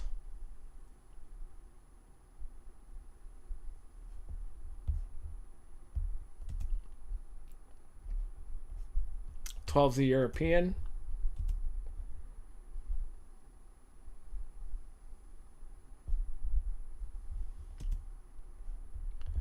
Not as good cape there on Friday, is it? Wow. Man. Maybe Eastern Montana is going to be the play on Friday. Eastern Montana into Western Dakota. At least according to the European model. Looks like the instability is just a little bit more pinched off, but you still get about 1,500 to 2,000 cape across the high plains of Alberta on Thursday evening. Thursday also looks quite favorable. Down into northeastern South Carolina. Some stronger flow. Well, probably not.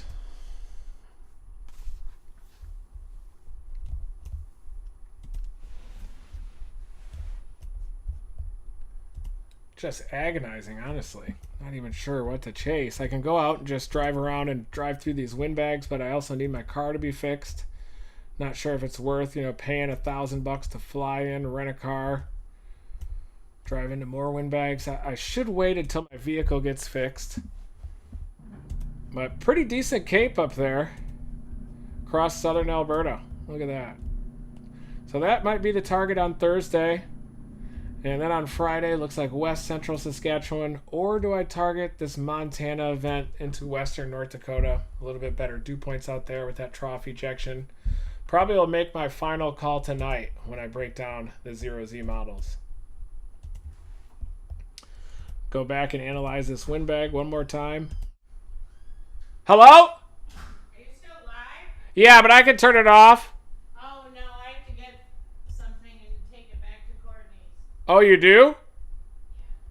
Yeah. Alrighty. So there's the windbag. We still do have tornado warnings out near Maryland. New tornado warning in northern Illinois now, too. Do you need any help? No. How's it going? I'll talk about that later. Woodstock, Illinois, you got a tornado warning. This thing has a hook-like appendage to the west of Woodstock.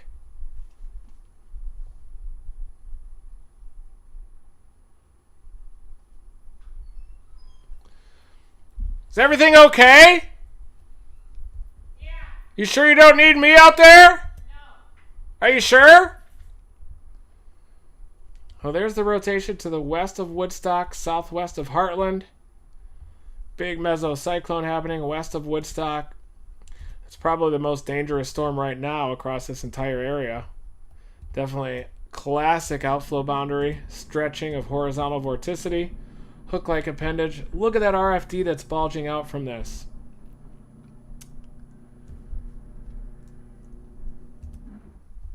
I'm going to restart the Facebook stream on this.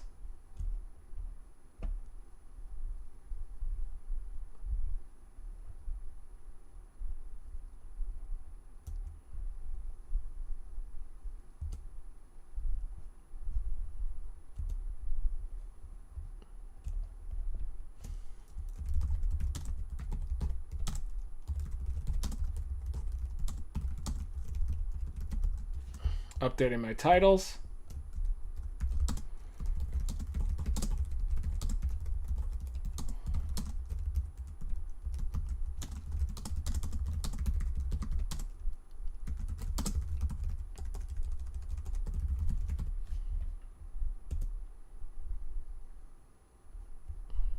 Boom, we're back. So everybody, this is a live radar breakdown. Breaking down this tornado warned storm that includes Woodstock, Illinois. Definitely Woodstock, get in your safe place. Very large mesocyclone that's associated with this storm. Very large meso to the west of Woodstock, south of Heartland. We're going to take a look at some of the dual pole products and see if we can see where, if there is a tornado. Not seeing a tornado right now within this storm, certainly where it would be, but I am seeing a very healthy mesocyclone, very high ecotops associated with this storm.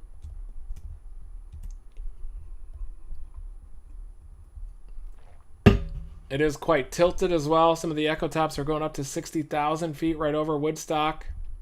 This is in northern Illinois, zooming out a little bit Another storm near Beloit that has encouraged a severe thunderstorm warning in northern Illinois. This one near Woodstock, southwest of McHenry, northwest of Crystal Lake, definitely is a problem. Definitely a tornado warning storm. Look at that RFD that's bulging out. You can clearly see the RFD, and then right where it bulges back up to the hook, that's where you'd expect the tornado to be, maybe even buried back a little bit further within the weak echo region, pulling an inflow back to that zone. Northerly, streamwise vorticity coming in. Heartland, west of Woodstock. So get in your safe place, Woodstock, Illinois. This is a live tornado warning. We are live right now, breaking this down. Tornado warning just west of Woodstock. There's the hook-like appendage. There's Highway 14. This is northern Illinois, everybody. West of Chicago. There's Chicago.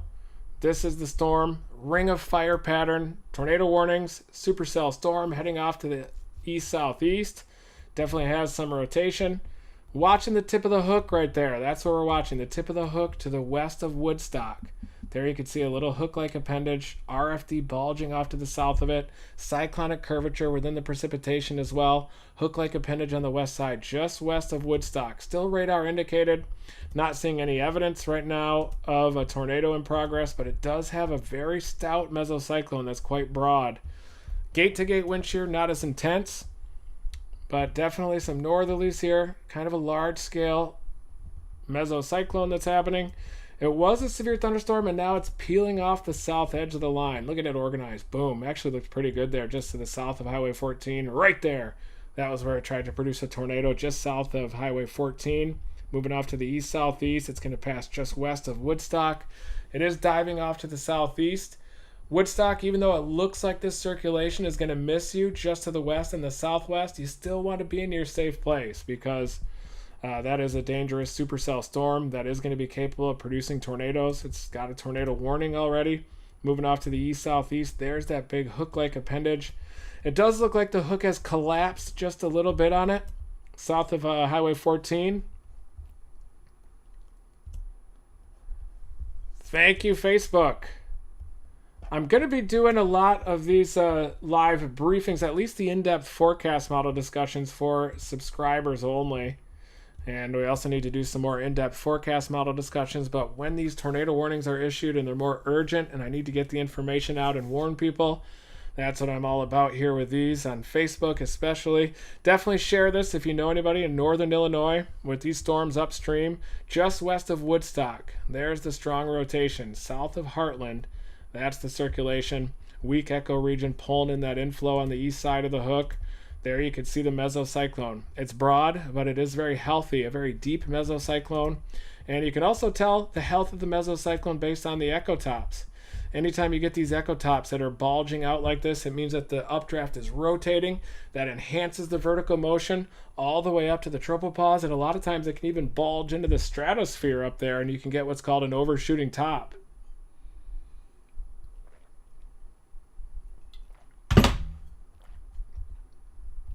This tells me that that is a healthy mesocyclone, as well as the velocity data that we're looking at, and that very sharp gradient on the southern edge of the echo tops. So this latest scan, the hook is retracting. Look at that. The hook getting pulled back in, getting a little bit more pinched off. These storms are going to struggle because of the relatively weaker deep layer shear and low level shear out here along the outflow boundary. It's likely going to depend on the stretching of existing horizontal spin into the vertical along an outflow boundary like this. This definitely has a strong enough updraft to do that, to move over that area of horizontal spin, stretch it into the vertical, and tighten it into a tornado. But they'll also have a tendency to go outflow dominant quite fast. And anytime you get this reflectivity pattern that bulges out a little bit like this, it means that there is a ton of rain and hail loading off to the north of it. It's trying to become just a little bit outflow dominant and bulge out, and I think that's what's causing this hook-like appendage to collapse on itself and not be quite as organized as it was a little bit earlier. But it looks like the cell merger was the mesoscale accident that really prompted this tornado warning. See that? Cell, boom. You had another cell that was heading off to the east-southeast. Look at that. Propagating east-southeast. You had another cell that developed immediately to its south, merged with that storm near Heartland, Woodstock, and then it had the hook that popped out the backside, and now the outflow is just pooping out this supercell a little bit on the south side right near Woodstock. Still does have a hook-like appendage, and you can still see the RFD structure there. A little bit of an RFD. But it looks like this tornado warning was more of a mesoscale accident type of a storm. Still has a tornado warning, new tornado warning actually, that's still radar indicated. Not surprising, you'd have a much tighter circulation, tighter gate-to-gate shear if that thing was producing a tornado, but it includes the McHenry County Fairgrounds. Hopefully there's not a fair out there, but it's moving southeast at 10. Tornado warning continues. Radar indicated, not confirmed, relatively broad circulation that's actually weakened on the last couple of scans. But still, Woodstock, Bull Valley, especially just south of Woodstock, out near the Highway 14 corridor. Keep an eye on this storm because this thing could ramp up pretty soon, and it does look like there's a new circulation trying to organize near the Harvard area as well. Look at that. So we'll start to see this very tight forward flank gradient that extends off to the south-southeast. That shows that inflow is ramping up again on the backside of the storm out near Harvard. This isn't a part of the derecho. These are actually renegade storms that are developing along this outflow boundary left behind by all those storms that happened last night. Even a flash flood warning west of Janesville, in between Magnolia and Orfordville. That's a flash flood warning. You're going to have training storms. I wouldn't be surprised to see even potentially catastrophic flooding from these training storms that are just going to continue moving at 10 miles an hour over the exact same areas. Look at that. That is a fire hose, folks. If I've ever seen one, that is a fire hose. Probably should let Vince know. Vince Walte is in that area.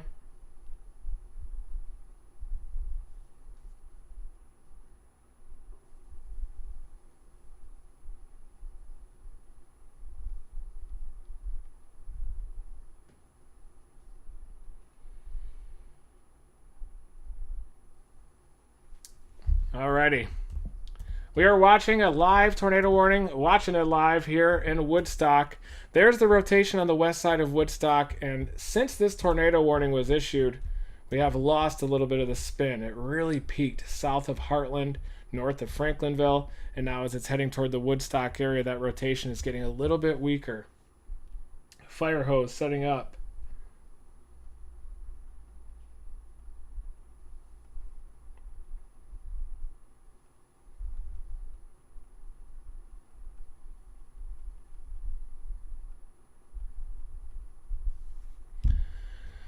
We got ourselves a fire hose, everybody, across southern Wisconsin.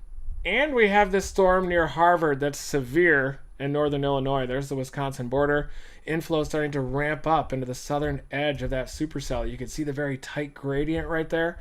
That shows that inflow is ramping up into that storm. Wouldn't be surprised if this one also produces a tornado or a tornado warning. May not produce a tornado, but definitely this merger of storms that triggered the mesoscale accident and the tornado warning near Woodstock could leave behind a bit of a boundary, and as this storm matures, it might stretch some of the existing horizontal spin along that outflow boundary into the vertical, and I wouldn't be surprised if you get a spin up of a tornado out there near Harvard. Capron area could definitely spin up, but these individual elements are just going to train over the same area: southern Wisconsin, southwest Wisconsin, into northeastern Illinois.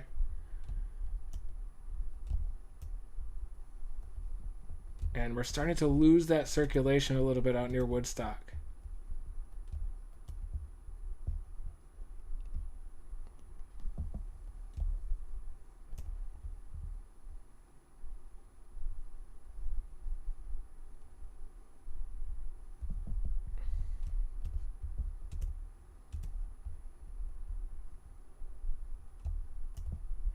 That's the area that we're watching, that inflow to the south of the Harvard area.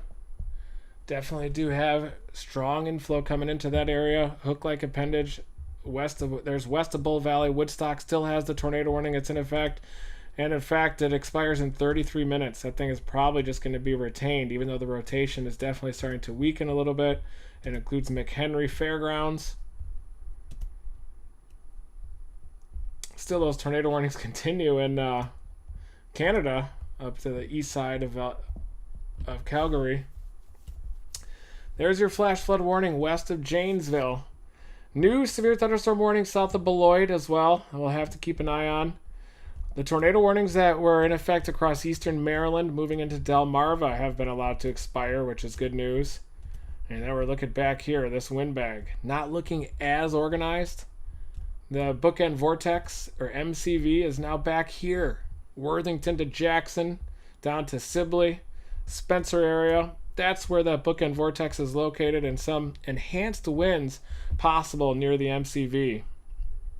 And in fact, some destructive winds back there. Even though some of those wind speeds have come down a little bit, we're not really seeing the 80-mile-an-hour wind gusts anymore. I was a little bit concerned about the merger of some of these supercell structures north of the elbow, where you can get kind of a cyclonic shear zone north of the elbow, but we're starting to lose the structure, the advanced mature structure, a little bit with our derecho. It definitely peaked just to the northwest of Sioux Falls near the Huron area, where we had that near 100-mile-per-hour wind gust that was reported. And we just lost our tornado warning as anticipated out near Woodstock. Circulation is really reducing there. Definitely not as much rotation near the Woodstock area, but now we're watching this new circulation near Harvard, Illinois. You could definitely see the very tight gradient to the forward flank structure. Definitely a sign that inflow is starting to increase into the backside of this storm. Let's see what the ecotops have done since our mesocyclone has weakened. Look at that collapse near Woodstock, and that thing went to the moon, went to 60,000 feet. Boom, right there when the tornado warning was prompted. South of Heartland was where that stronger rotation was located, northwest of Woodstock. Now we're starting to get a reinvigoration of the ecotops out near Harvard. Look at that. This storm is now starting to dominate. That's a sign that updraft is likely rotating. That enhances the updraft up into the tropopause. You get higher ecotops that'll happen. And that's exactly why this storm is definitely starting to go through the motions. You could start to see that cyclonic curvature to the hook. You do have relatively weak wind shear out here, weak bulk shear, weak low-level wind shear. But anytime these strong storms with strong updrafts and even especially mesocyclones move across outflow boundaries or existing differential heating boundaries, they can stretch that horizontal spin into the vertical and quickly start producing tornadoes. So I'm watching that area back near Harvard. This area could definitely start to intensify. Looking at the ecotops. Definitely spiking ecotops out near Harvard as well with that supercell storm to the northwest of Woodstock. Had a tornado warning earlier. That tornado warning has been allowed to expire. That was this storm down near the Woodstock area that had the tornado warning. This one just to the northwest, though, is ramping up at the expense of the Woodstock storm. And that tornado warning has been allowed to expire in Woodstock. Thank you, everybody, for tuning in. Thank you, Facebookers. Especially thank you. Very loyal to that platform. I've been on there for a long time. We got a new tornado warning now.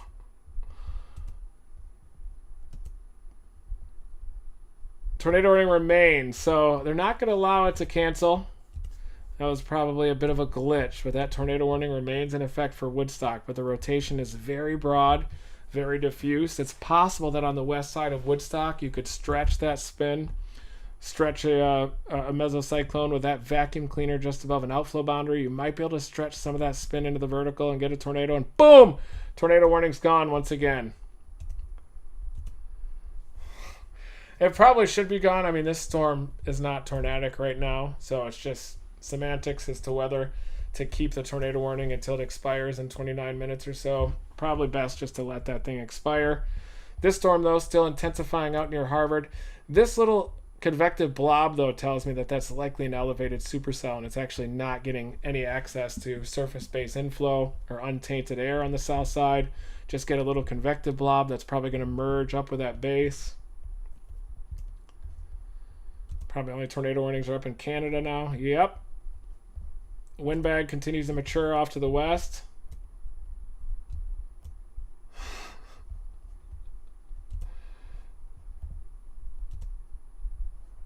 Hi, Cheryl. Tim Lane. Hello, everybody. If you know anybody in northern Illinois, feel free to share this stream because I am breaking down some of those tornado warnings and those severe thunderstorm warnings, of course. I should be in chase mode, but these windbags are happening. The Dominator 4 is broken down. Dominator 4 is still in the shop out here. I'm also targeting Canada on Thursday, Friday, Saturday. Southern Alberta into central Saskatchewan. Hopefully I can stream up there as well. I'm going to have to get the international plan. Wondering too if I'm going to have to do some type of a quarantine plan or something in Canada. I know the coronavirus is starting to ramp back up a little bit up there. Maybe I'll meet up with Sean Schofer in the Dominator 3, but I haven't heard of any plans if they're going to deploy Dominator 3 yet. I'm actually thinking about buying Dominator 3 later on this summer. I just need to get the funds saved up. But I'm going to buy it back and have Dominator 3 back and have Dominator 1 and 2 fixed up. I'm then going to get a warehouse in Oklahoma and start the rebuilding process of Team Dominator. But man, it takes resources to make all this stuff happen. Science has been really expensive during my 20-year career, and a lot of the reason why I don't have very much in the way of savings. Just been pumping it into our science missions that for the most part failed until we met Mark Simpson, Chase and Spin. And then he's been able to make sensors that are capable of live streaming. And then we launched our one rocket into the tornado near Linwood in 2019. Then the pandemic hit, and we haven't launched a rocket since.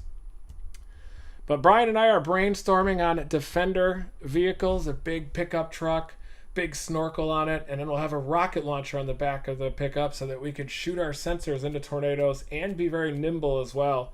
That is something that could happen by next year, but we got a lot of big plans. We got to get this IRL streaming stuff going. Still do the Dollar General of weather briefings as well.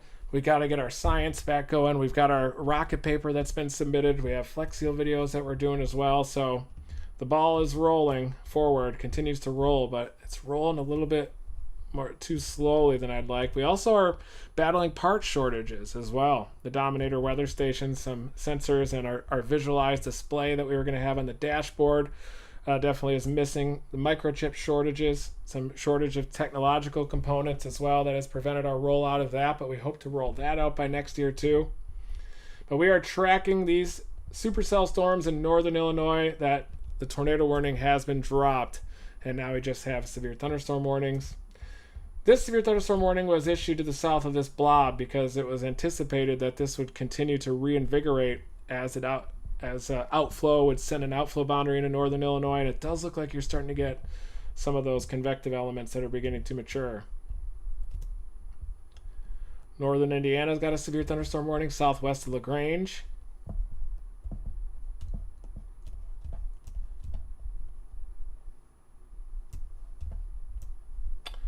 Flood warning, western North Carolina. Flash flood warning. Up to 2.5 inches of rain has already fallen. An additional 2 inches of rain is possible. Downtown Winston-Salem is included in that flash flood warning. Western North Carolina. Just some stratiform precipitation is left, but the damage has been done. The rain has already fallen. Runoff happening. Flash flooding is likely going to begin shortly. And look at that rainfall through the southern side of Winston-Salem. Radar will a lot of times overestimate some of this precip, but it looks like several inches of precipitation on the west side of Winston-Salem there, likely prompting flash flooding, urban flooding. Some of the concrete out there will prevent absorption of the rainfall into the soil, kind of creating an impermeable layer, preventing absorption of the rainfall, so definitely does exacerbate a lot of the flooding across these areas. And I'm going to have to decide whether I'm going to be chasing flash flood mode or not tomorrow as well. So thank you everybody for tuning into these weather reports. I got a bit of a family issue here I'm going to be working on, but thank you everybody for tuning into this live briefing. Tornado warnings have all been canceled so far. We do have some severe thunderstorm warnings, and even the derecho is starting to weaken a little bit as that bookend vortex has lost some of its identity. But I'm going to keep doing these live streams. I'll keep you updated on Dominator 4. I'm going to let you know what I'm going to chase. If I'm heading up into Canada, I might live stream with Mark and do some science up there, do some hail, deploy some gravitron sensors on some tornadic storms as we move into western Saskatchewan.